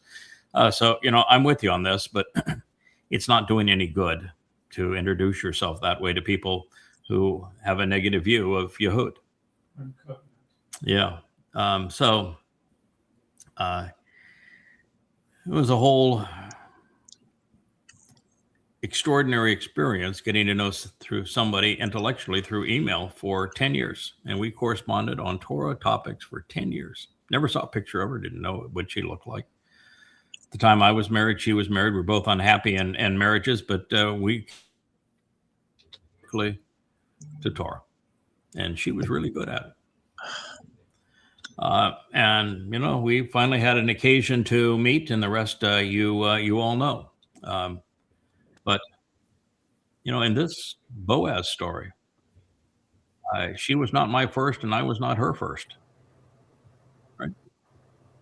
But we found each other, and we delivered the kinsman redeemer then, again, and again. And guess what? We're doing it again now. How are we delivering the kinsman redeemer now? Because he's unknown to his people. He's been robbed of his accolades and attributes and achievements. And we're delivering him back to his people so that he can return to his people. It's been our mission since she was Chinook's wife 6,000 years ago. It's what we do. God loves his son. Adam, who became Dowd, is his firstborn son. And our job has been to deliver him, to protect him, to support him, to encourage him, to be parents to him, to model the covenant for him. And the one time he was born without us until the end of his life, it was God doesn't always make it easy. In fact, he doesn't want it always to be easy. When Dowd was the shepherd boy, he had a flaming a-hole for a father. And his mother was a whore. He despised his mother.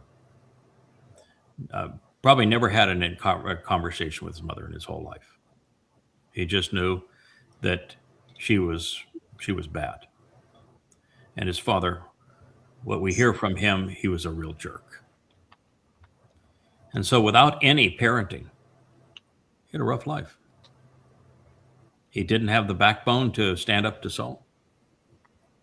He made very, very poor choices and women. He didn't have a single happy marriage, and he didn't know how to treat women, how to respond to them, and he was a worse father. He was a horrible father. And it all came to a crashing halt, after the Absalom rebellion, after the Bathsheba mistake, and Dowd is trying to run from God. God is condemning his own son. They won't even talk to each other. And that's when we returned to deliver Dowd from himself and back to God. And we did. Oh, we had big assist from, God's a pretty good helper. He's pretty good at this stuff. And we're working for him. But we did. I started off as Obed-Edom, and then became known as Ethan Hajraki. We did it. And then we'd come back as Boaz and Ruth again to deliver the kinsman redeemer for real for his fulfillment of Pesach Matzah B'Kudim in 33 CE. That story is the single most important prophetic story in the whole collection of books. The greatest love story. It tells you everything about what it's like to live in the covenant, what it's like to engage and be guided by the Torah, how men and women are supposed to relate to one another.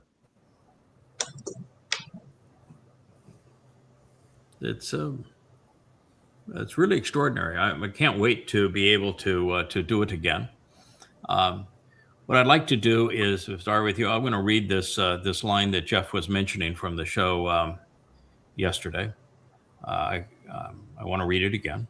We can all chime in. You can give me your thoughts on it. I'd love to play that song again with that introduction and knowing that it is our future. As soon as I get these books so that I can enter them as unpublished books for everyone to be able to read and for the AI and the search to be able to provide and to be integrated with our translation index, I'm going to spend whatever time I can on Ruth. I want to tell that story as well as I can possibly tell it.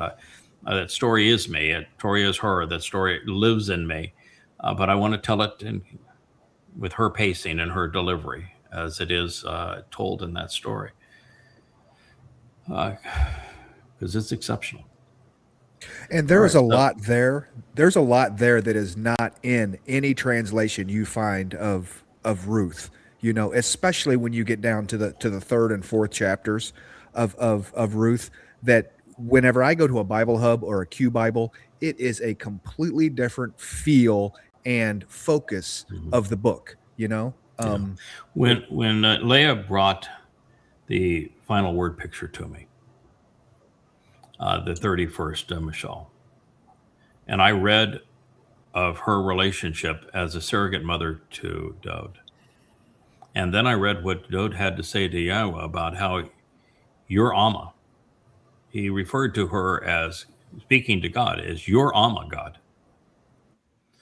She saved me. If it wasn't for her, I wouldn't be here. Our relationship would never have been melded again. And then when I read Dowd saying that to Yahowah, I had to go and say, I know what that word means and where it's used powerfully. And I know that I'm reading this because my wife was asked to go ask Ruth, which brought us together. And it's Ruth who twice calls herself the Amah. And so I read it in Hebrew, because it's nothing like what you read in an English translation. It's just nothing like it in Hebrew. It's a very different story. And it's so gripping and it's so prophetic that I set it down and said, my whole world needs to move towards this, but I need to set it up. This is not a story you just jump into. This is I realize this is the single most important story that God ever told, and it's real. And I need to build up the proper presentation. That's why I'm writing Luminaries now. I'm writing Luminaries for the single purpose of setting up the story of Ruth. I have to say, Craig, as a Yahud to Jewish rabbinical types and to Jewish individuals, don't you dare believe a word of this nonsense that Ruth converted to Judaism. No, don't you dare. Of course. That is absolutely false, horrific, horrendous. Yeah, that's their story, and it's completely wrong. The rabbis are wrong on every woman in the Torah. Every single one, they are back asswards. Yep. Yes, they are. And they love Miriam, for example, who God hated. And God loves Ruth most of all. And they have Ruth converting to the very thing that God hates, which is Judaism. Yeah, that did not happen. Your people are my people is not a conversion to Judaism. People and religion are highly distinct. God loves ones and hates the other. Not to mention that the idiocy known as Judaism wasn't created how many years later? Yeah, Judaism is actually a product of Rabbi Akiva. There was Jews have been religious since the beginning, and that's what ticked God off more than anything else. There's nothing God despises more than religion. That's why the Torah condemns the very Jews that prayed around with it as if it were a whore and dance along with it. That Torah hates them.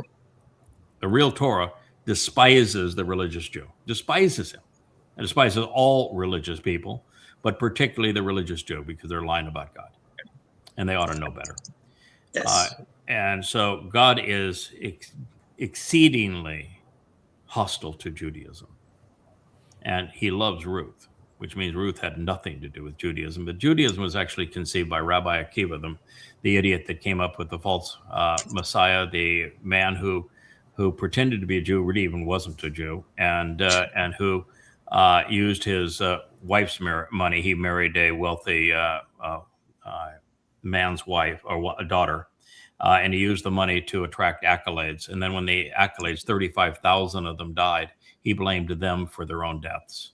And then he tried to fight his ignorance of Christianity, which all he had to do was read the Torah, prophets, and Psalms, and he would know that it was Dowd who was the Messiah and that he had done all these things. He could have just destroyed Christianity before it ever took root. And instead of attacking Christianity with the truth of what the prophets actually said about Dowd.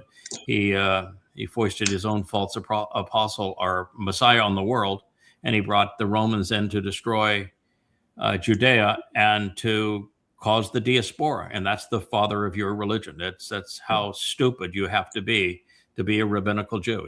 You have to be a complete and utter moron. So I know she did not convert to Judaism.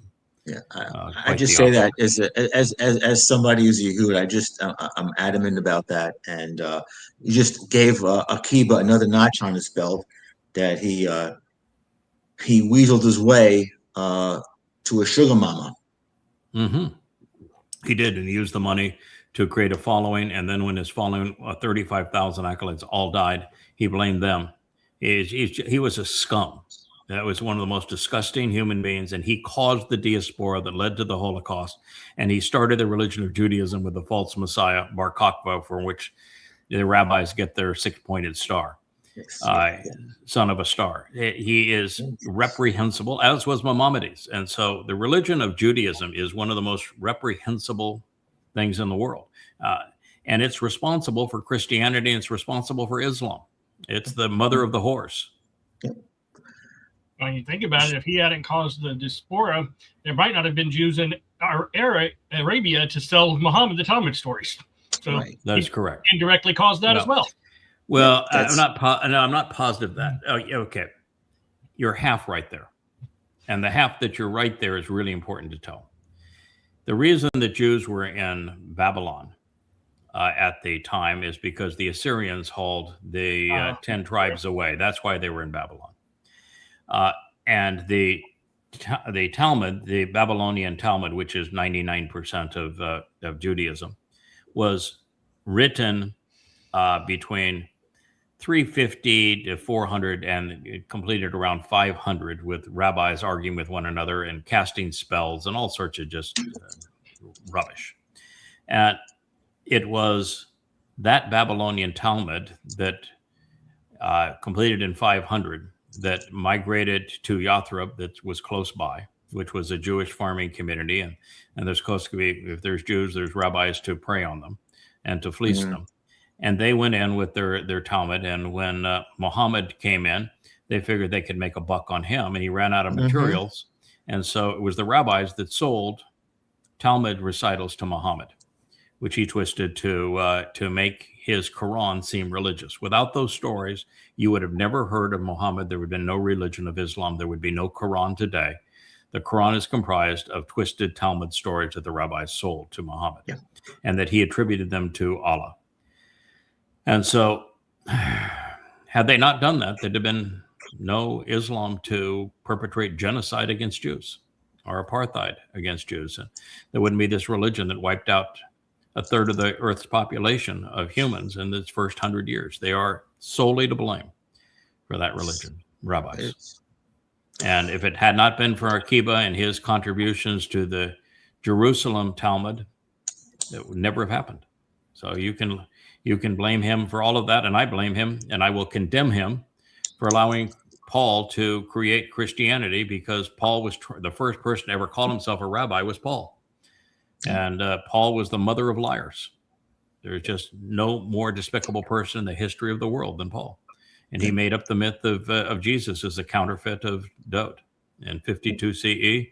And it was exceedingly easy for someone that was schooled in the Torah and prophets to refute all of it. And the damn rabbis didn't. And if you follow that logic, Craig, there's a direct linkage from Akiva to the Holocaust. Absolutely, because of the fact that that Jews taught Paul how to argue against God and how to quote mine and twist, and he wrote it all in rabbinic fashion. He was able to quote mine the Torah and prophets for his religion because of his rabbinic training.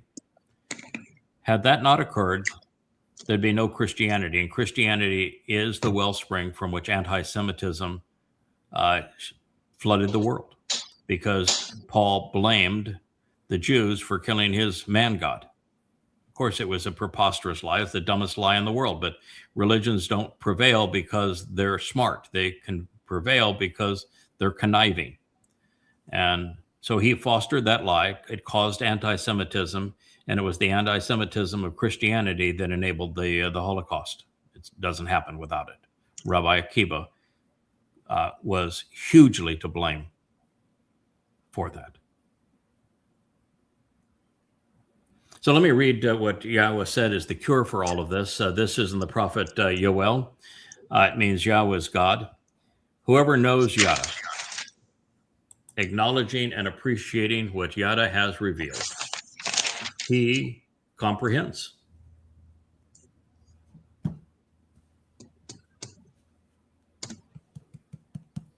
That guy. Yada, Yahweh. So God starts off straightforward. Whoever knows Yada, acknowledging and appreciating what Yada has revealed, he comprehends. Whoever discovers and pay attention to Yada, he is made aware and realizes what's true. He will alter the mindset to enable the return and restoration. This is the single thing that God wants the most. After 3,400 years of estrangement, God wants his children to return. And the only way they can return is for someone to alter their mindset. And that's why he didn't pick a wallflower. He picked a damn bull. I'm going to pound this in. I'm going to repeat it. I'm going to proclaim it as boldly as words allow. And I'm going to prove that what I'm telling you is true and it's been endorsed by God. My job is to alter your mindset if you're Jewish. If you're Goyim, I hope that you join us. You're welcome. But it's the same exact Torah, same exact story. And you can't get from where you are to where we are by hating Jews. You must embrace them. And your mission and mindset must be to change their mindset and lift them up so they return to Yahweh. So we Goyim are part of the covenant family, and we're going to work, and we love Yahweh, and we're going to make every contribution we can. But we're here to support his love for his people. It's just like every time I've been deployed with Leah, I have a single mission: support and uphold God's beloved son, Dowd. That's my job 100% of the time. As part of this covenant family, if you're a Goy or a Jew, your job now is to support Yahweh's chosen people. That's why he calls them the children of Yisra'el. That's our job. If that job does not appeal to you, don't apply. He will alter the mindset. I'm here to tell you that you don't want to form an alliance if you're Israel that is supportive between Christians and Jews. Christianity despises you. Judaism is your avowed enemy. This idea that you've created an environment where Muslims can live among Jews and aren't you wonderful? No, they hate you. The Quran is the most anti-Semitic book ever written, far more anti-Semitic than is Mein Kampf. And you need to know what it says. And I can prove every claim that I make between the 5 volumes of Twistianity and the 5 volumes of Goddamn Religion. I'm not summarizing here. I'm just telling you that is the conclusion, and it's undeniable. So he's going to alter the mindset to enable the return and restoration, which is what God wants. Return to me and I'll return to you. He will encourage changing one's attitude and relenting by offering understanding. When Dowd started blaming Yahweh for his predicament, God was in a non-communication mode with him.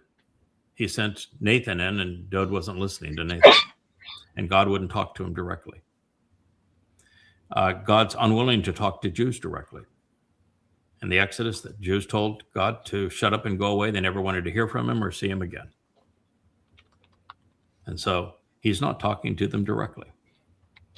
So if you want to know what he says, you want to change your attitude towards him, you'd like to get to know him and be part of his covenant family, you need to listen to what I said, because he's not going to speak to you directly. You're not on speaking terms with God. I am. And you need to listen. That's what God is saying here. You have no alternative at this point. Go ask Ruth. He will encourage changing one's attitude and relenting by offering understanding. Our entire approach is you need to think your way to God. We're going to provide you the facts. We're going to connect the dots for you. We're going to lead to comprehension. But this whole journey is through the mind.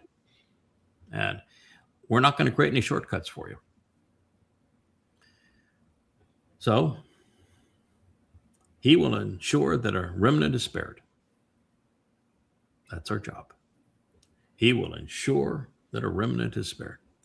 7 years from now, that's all we're going to be able to deliver, and God's going to be satisfied with that.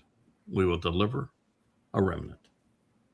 And that not only we will deliver the remnant, we're going to cause that remnant to be spared, because this job ends just as Dowd's life as the Passover lamb ended. It ends with the brutal murder of my body on behalf of Israel, so that that remnant is spared. It's the sacrifice of the Adamah Parah. And this says, so he will ensure that a remnant is spared in the end, Akar. That's the time we are entering now. And you can benefit from this by following him. With the benefit and the blessing, Makara, of a sacrificial gift, of a sacrifice freely offered, a present that's bestowed to you. My body, which Kirk and I would gradually, and probably Rich over here too, gradually say, okay, this one has served its purpose. I'm glad you got me this far, but you may have it now. Yeah, get me out of here. Yeah, get me out of this one. I'm ready to be turned into light and energy. But it is my body that's going to be brutally mutilated. And, I asked Kevin this morning, do you know why the temple was oriented not towards the city of Dowd, but oriented towards the Mount of Olives? You know the answer to that one now, don't you? I do. There's going to be 700 Yehud and 700 Goyim. They're going to be part of that remnant.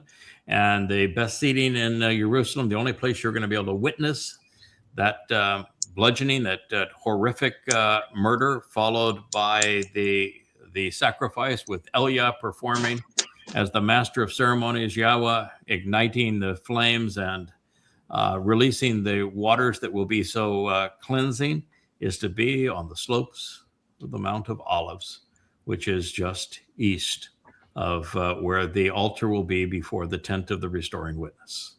That's why it's oriented that way.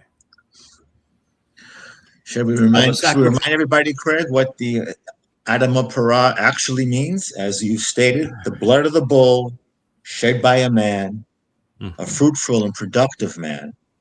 So the body goes, but it's gone. My soul continues. But your soul continues and you live. Yeah. Adamah, the Hebrew word that is just thoughtlessly rendered ground.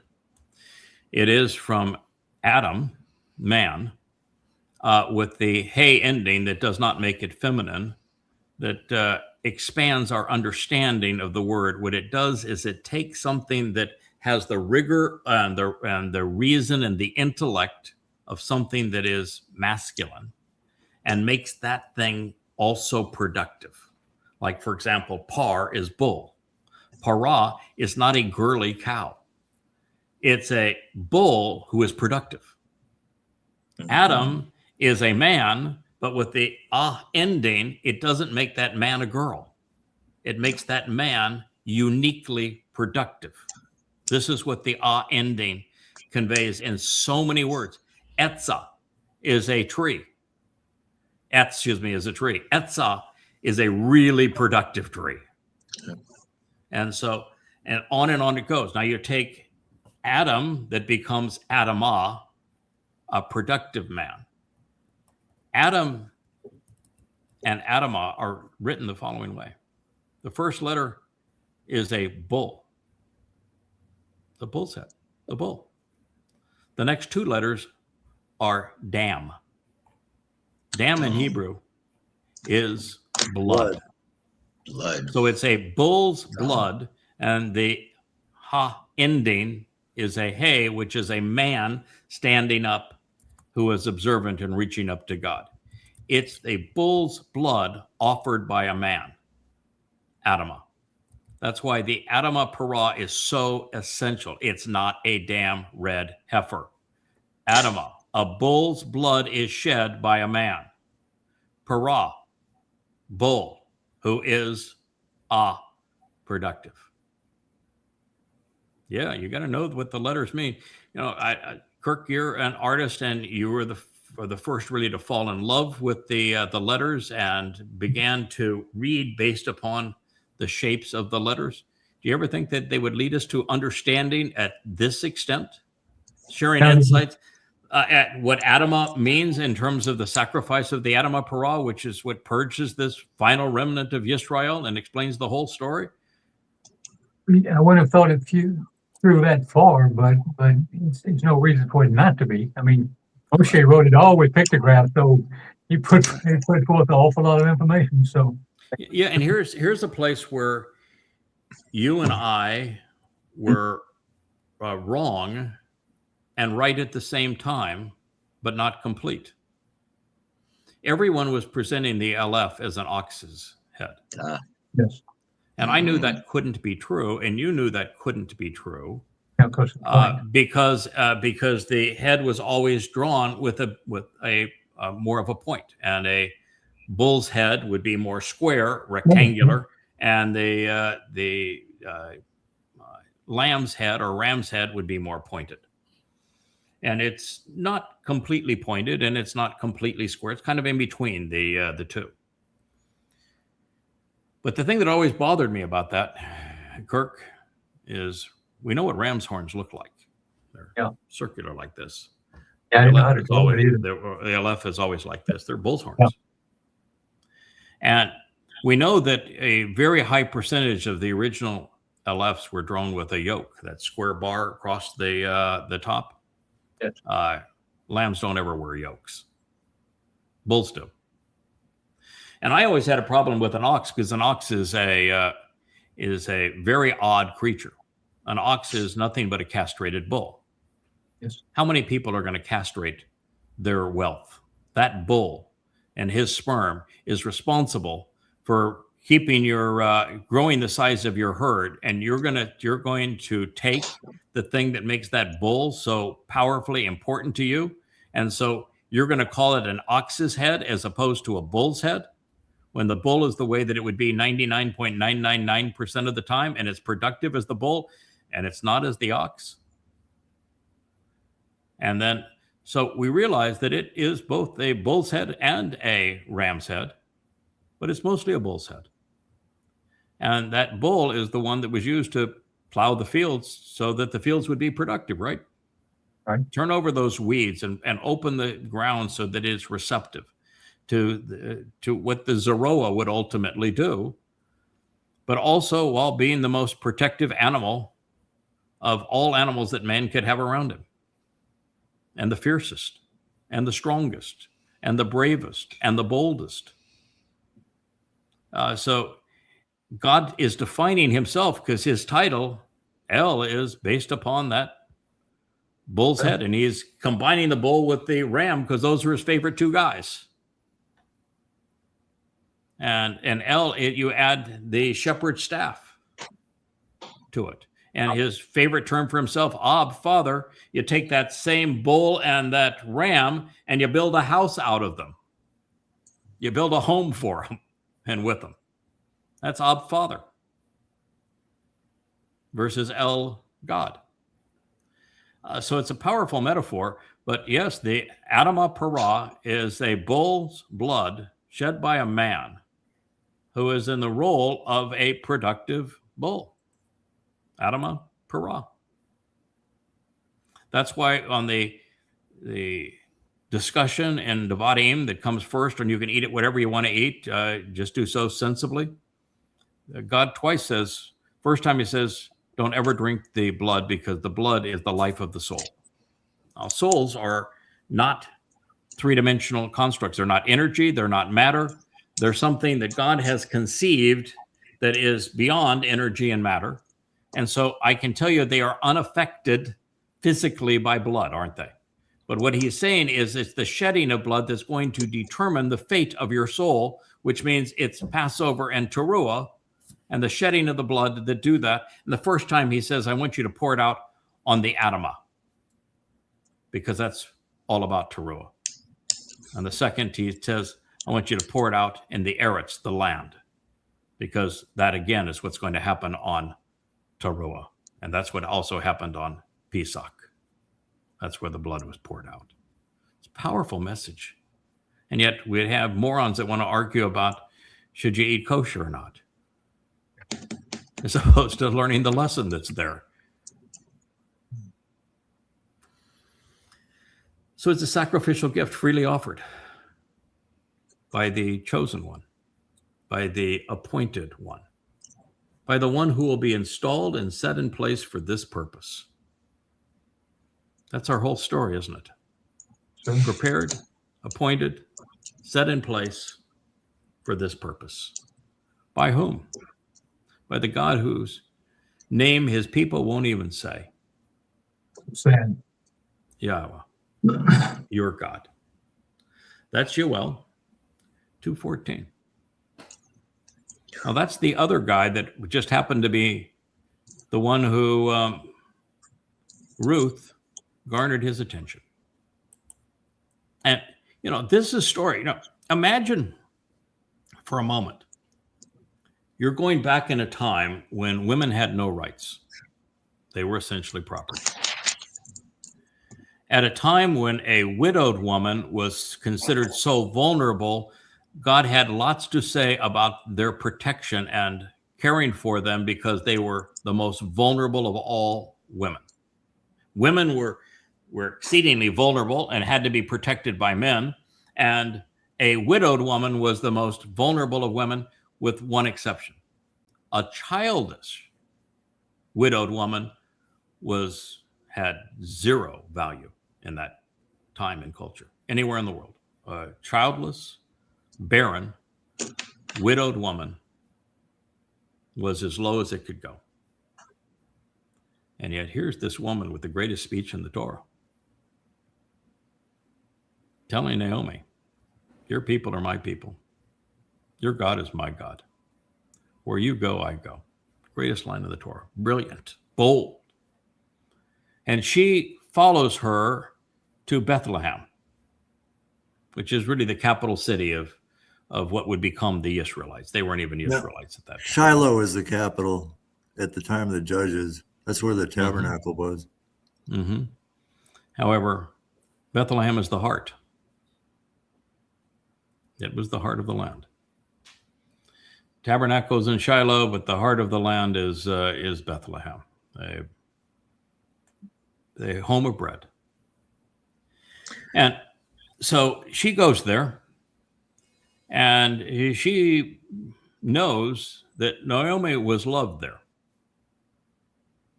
And she knows that Naomi is now weak and tired and hungry. And she says, I'll take care of you. And I understand the lay of this land. It's Boaz. This is Boaz's town. But he's Torah observant, which means the corner of those fields, they are there for the taking. My job to go glean them, I'm going to go glean them. And she shows up for not one harvest, for two. And the first was a barley harvest at Pesach.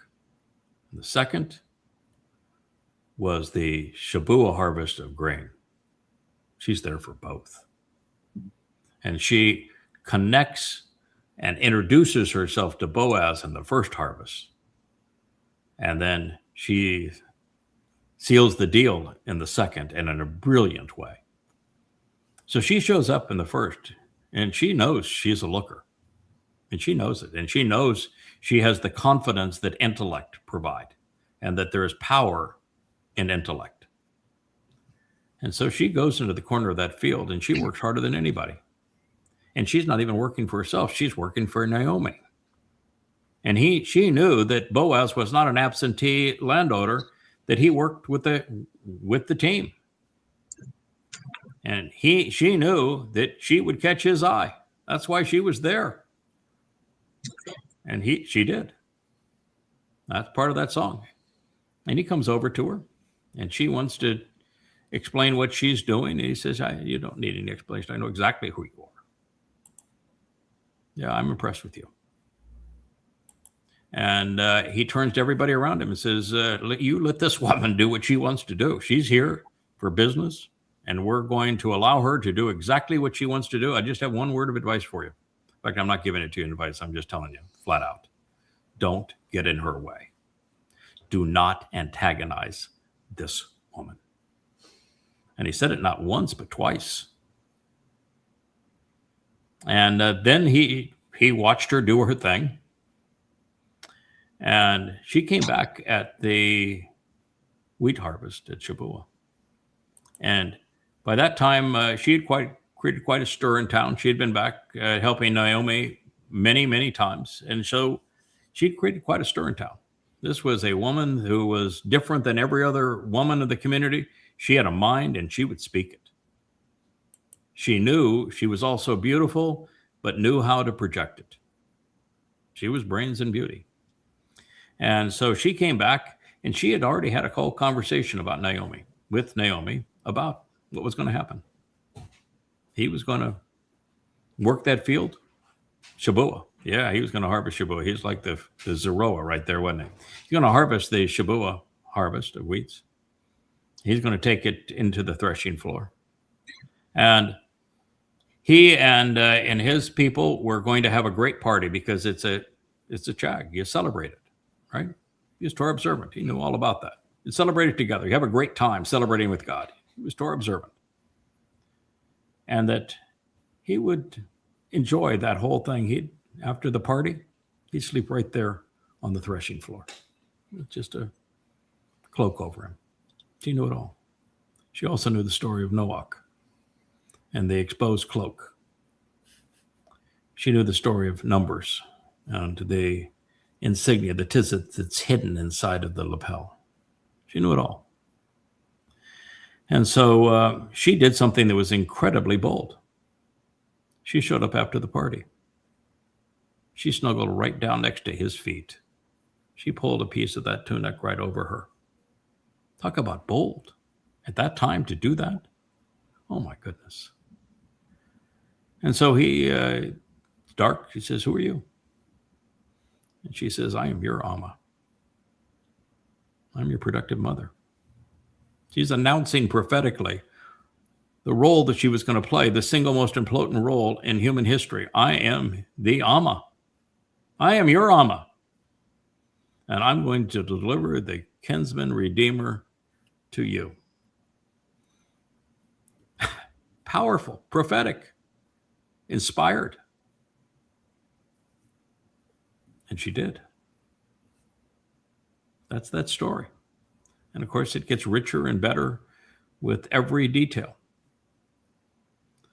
So with that introduction, and from Boaz's perspective, let's play this amazing song of Ruth another time.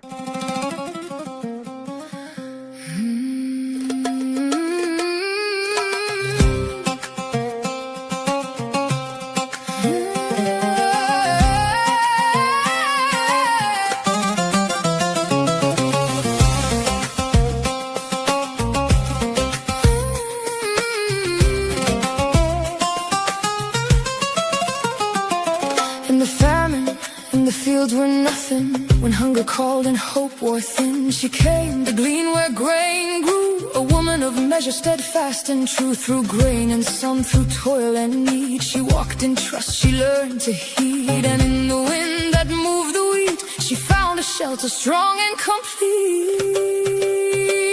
I will go where you go, where you settle I will remain. Your people be my people, let your Elohim remember my name. Where you are, a memorial will be there. I will go where you call me, to the family for Dowd's sake, for the one who redeems and gathers us in Yahowah's name. Yahowah's name.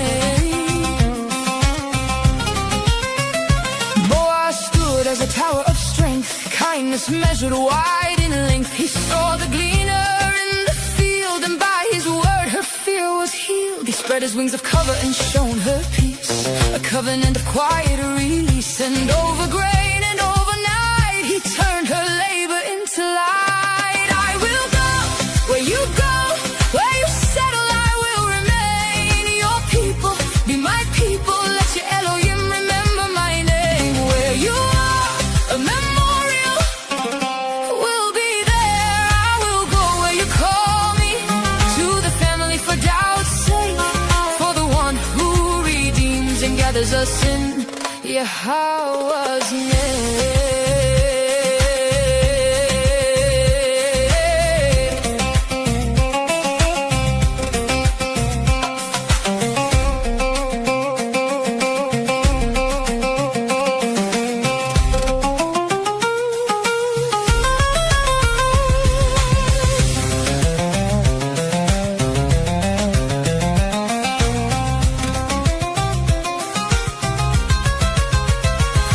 How love was written, not in ease but in returning, not in taking but in giving, not in distance but in drawing near. Through thirst, through hunger, through the harvest, through the field and the promise, through Yahowah's family and the strong one who sows the grain.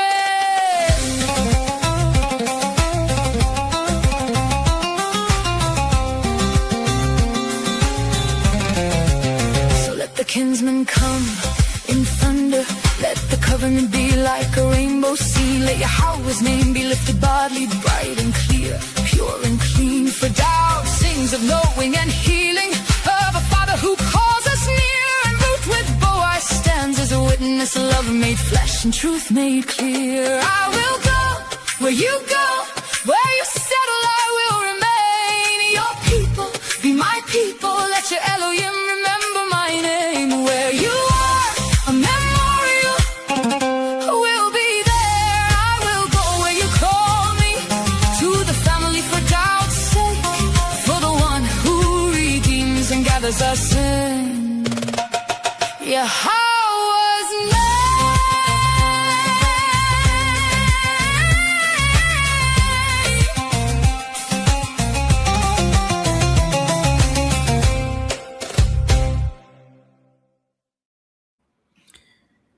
You imagine God's reaction, expression, when he tells Leah 20 years ago to go ask Ruth.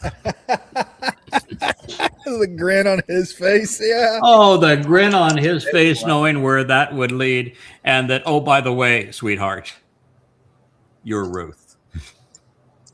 And I'm going to guide you to right back to Boaz.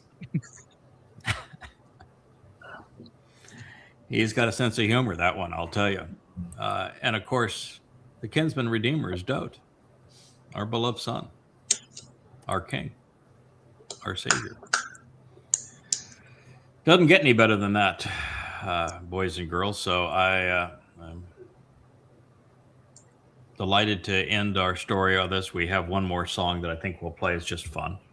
Not much in the way of lyrics. The visuals are really the story here. It's a woman dressed in white. It's a young Leah. She plays a trumpet, which is just a modern rendition of playing the shofar. She is silhouetted by the moon, who is her Boaz. He's the lesser luminary, the younger luminary. And it's shining against the sea because he's a man of the sea, coming up to the land.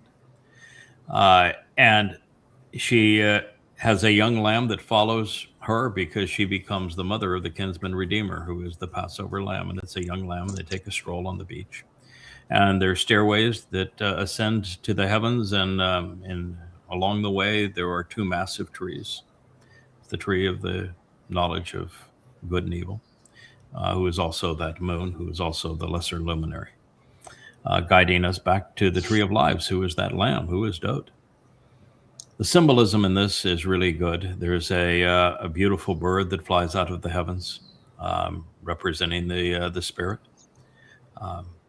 So I love the symbols, the graphic portrayal of these words, and I just think it's a It's a really beautiful song, and the woman who is a young Leah, it's Leah's face on a Leah's figure. Leah, it's Leah, but a younger version of Leah.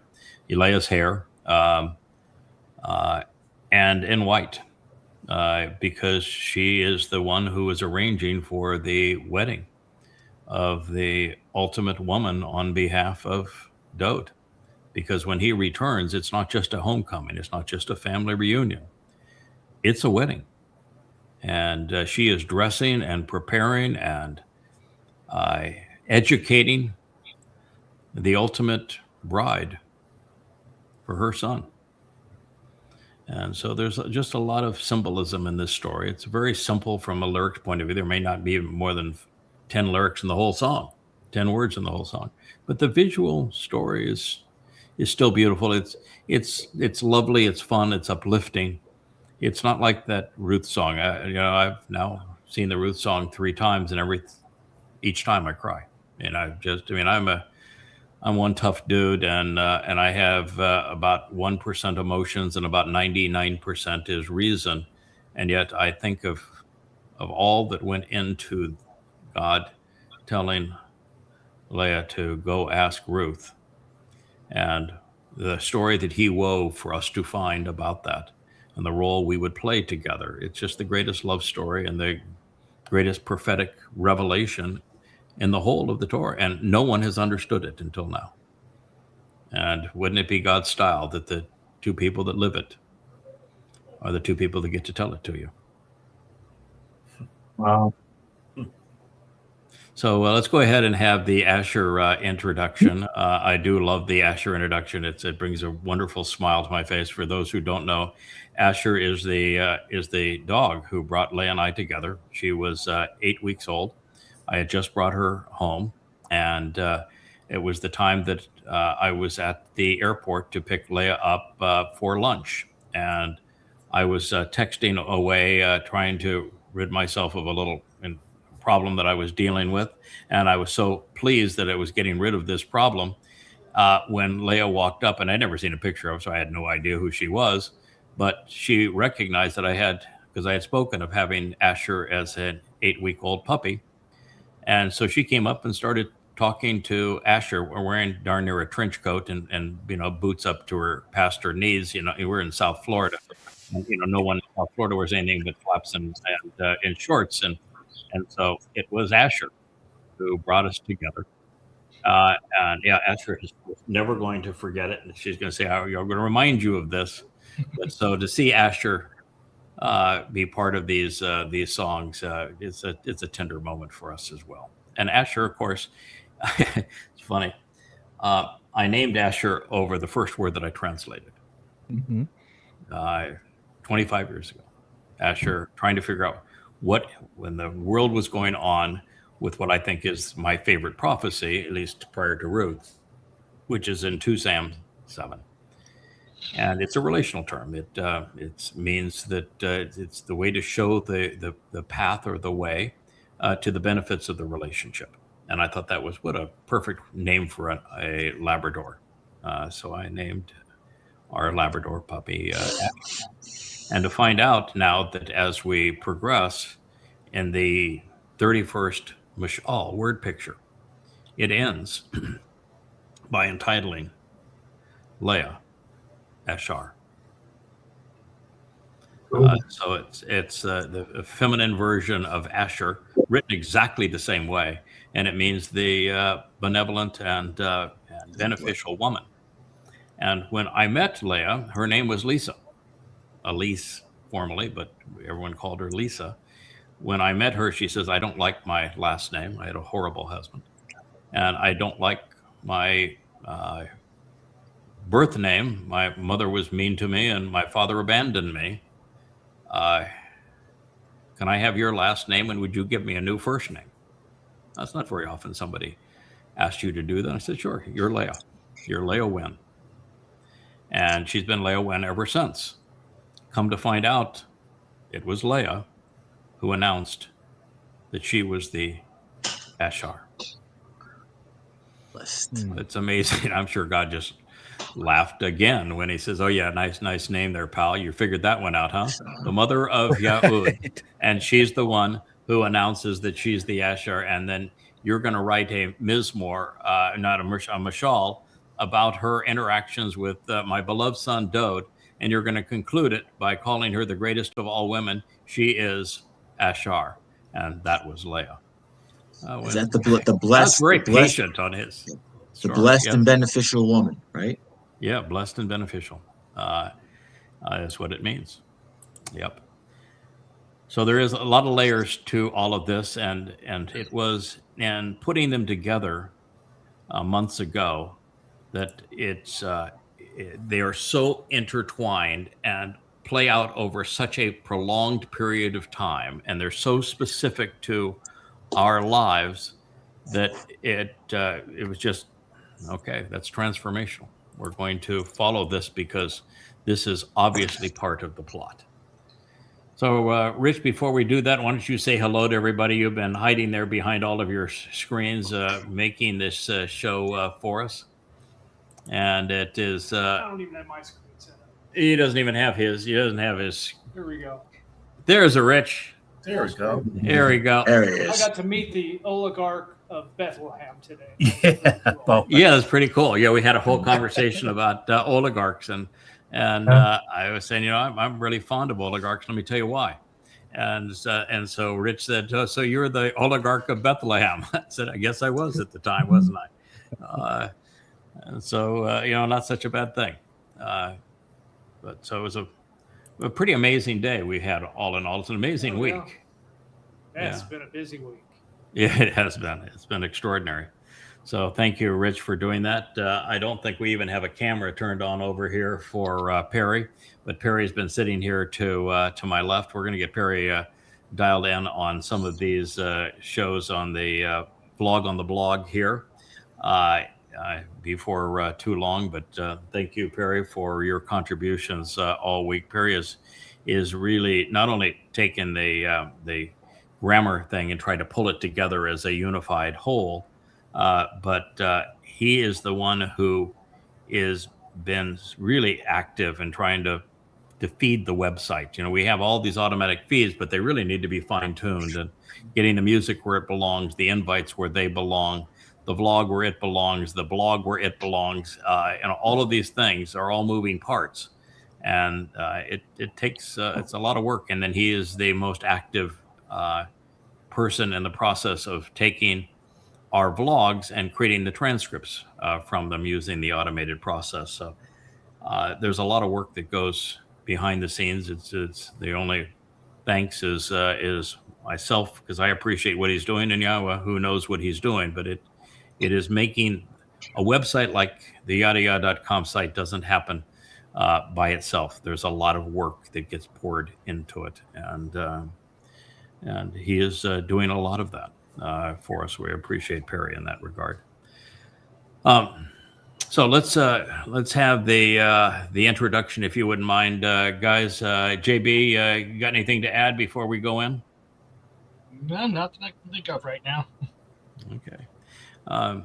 Will? Well, I'm mesmerized by the story of Ruth and Boaz. I mean, we've been talking about it for a while, but I think that song really just drove it home, as only music can really do. Really, strike a chord, as they say. And it's just, I just have been thinking about, how productive you and Leah are. You're both you're a productive bull, and she's the productive mother. And when you look at the productivity, even before we have the mortal remnant, we have, close to 80 people now, and we have this incredible website to, hover around. And we were able to, or you were able to help orchestrate, pull that all together at a time when it is so dark, it is so miserable in the world today. And that is productive. I mean, that is unbelievably productive. If everybody just stepped back and looked at all that God has given us with the website, and everyone's contributing on different levels, they're learning things that they never thought they could learn. And that's true for me. There were, I had weak spots in my game, but I find that I'm getting better and I'm growing, and we're all growing. And it's just, it's really, sometimes it's really hard to articulate what's happening right in front of us. Yes. Sometimes we all have this tendency to think that even things that are extraordinary are normal. That website is not normal. By the way, I think there's 130 active participants on the website that are members now. And of course, hugely more that haven't signed up as members but are using the website. But the things that we can all do is we can all use the website as it's designed so that we learn, we read, we think, we question, and then use it by sharing. This thing that everybody can do is beyond capitalizing on it and learning from it, watching the vlogs. Wonderful place to watch the vlogs because they're all put in chronological order and they're all titled, and they all play from the site. And so it's a beautiful way to watch the vlogs, but it's also a great way to interact and make comments and share. Contribute to the family through your ideas and your insights, everyone who is listening to this. So that's the hope that I would have, and I agree with you. I think it is marvelous. I've spent my whole life as with my head above the crowd, and so I've had to deal with what comes with that, which isn't pleasant in our society. And I've done it for a long, long, long time. I'm 71 years old, and I have been doing this for most of my life. I wasn't even a child when I was young. I was never a child. I've had a very different life, an extremely full life, but I'm prepared for this. Leah's not. So yes, she's always been prolific and a marvelous contributor, but it's always been, she would find something in Towrah and share it with me, and then I would take it to fruition, and she could stay behind the scenes. And now that there's the Yahowah music group and the graphics team, and that she is coordinating with and playing the mother role with a whole lot of different people, it's just too much. And so we're gonna have to pace that and figure out a more reasonable way going forward, so that she can get to a more normalized pattern and get her feet back underneath her again. It just went too far. So I just want everybody to be not only supportive, but don't be supportive in the sense of let's eat up your time and talk to you. She needs downtime. That's just how she's wired. She needs downtime and quiet time and some peace, just to rest and recharge. Because when she's rested and charged, she can do things like this song. Now, I will tell you that while the song is beautiful, I think the lyrics are powerful and the music is moving. When we came up with the idea of putting the lyrics on the songs for you to read and combining the songs with powerful graphic input, so that it was the graphic imagery, the written lyrics, the sung lyrics, and the music that were all conveying the message, I think that collectively it became infinitely more powerful than any other medium of communication. But I think it is a combination, and there's a lot of hands that go into the full production of a song like that. And so this next song we're going to sing is just it's just fun. It's a lovely piece that has it's a song that's almost entirely a means to present some clever graphic imagery that tell a story. So everyone, thank you for your contribution. We do have the two over the side. There really is a Perry sitting there next to Rich. So thank you, Captain Kirk. We just got to get you back into the game where you get some strength back. I know it's between the meds and everything else, man. It's time to get you some energy and strength, because you're just such a delightful contributor to all of this, and we all love you and your contribution, and your personality. So we need our pal back, and I know it's rough. And Mike, thank you for the lovely stories and for starting us off with some great stories. Kevin, it's been a very productive week. Thank you for putting up with me on the vlog on the blog. I think that format is working out very well, and I think we play off each other very well. Yeah, it's a good time. Absolutely. And it's even a better time when we have a co-host, whether it's Roger, who did a marvelous presentation of the news because he's so well schooled and so thoughtful, or it's just a great human story of overcoming obstacles. As we have some more lined up for next week. So yeah, perfect. I think that's something that's making the whole thing special. And we're obviously we have the timer there for giggles.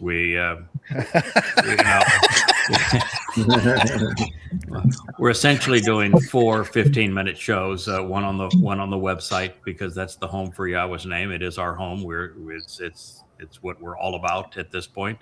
And we intertwine Torah teaching with the items in the news and how they're impactful to prophecy, going through those things simultaneously. And then if there's a personality or something that just is a topic that is of interest, we play with it. And so it turns out to be typically 4 15-minute segments as opposed to 2. But I'm sure that the bet of there's not a prayer that he's going to limit it to 30 minutes. I was a losing hand. Yes. You might remind people the show is a lot like a verb, a Hebrew verb. It's not set in time. That's right. That's right. It's fluid in time. Yeah. And time is just a suggestion. Yes. Fluid in time. What's that, Mike? The timer is just a suggestion. Oh, that is. Yeah. It's a prop. For us, it's a prop. Another reason this is better than Blog Talk Radio was you get caught off mid-sentence if we went too long. Right. Oh, yeah. I know. It would literally cut us off.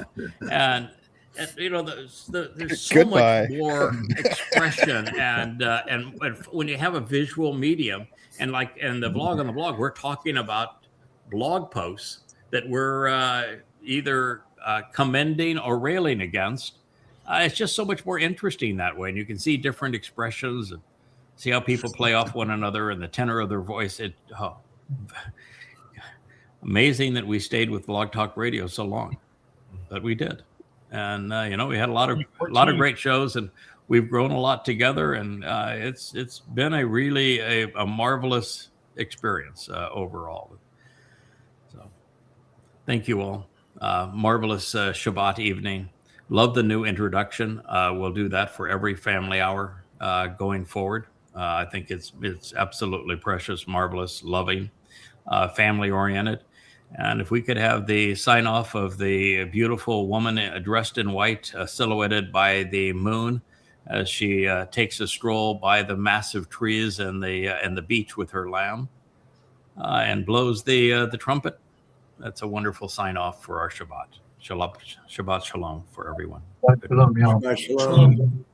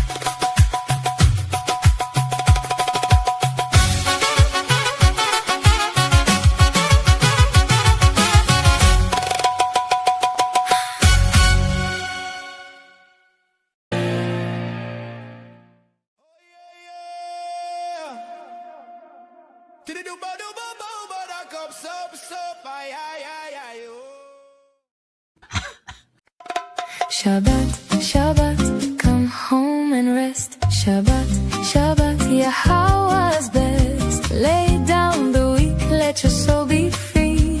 Shabbat, Shabbat, come back to me. 6 days we work, then we bask. We leave the noise to hear Yah's voice. We listen, we learn, we struggle to know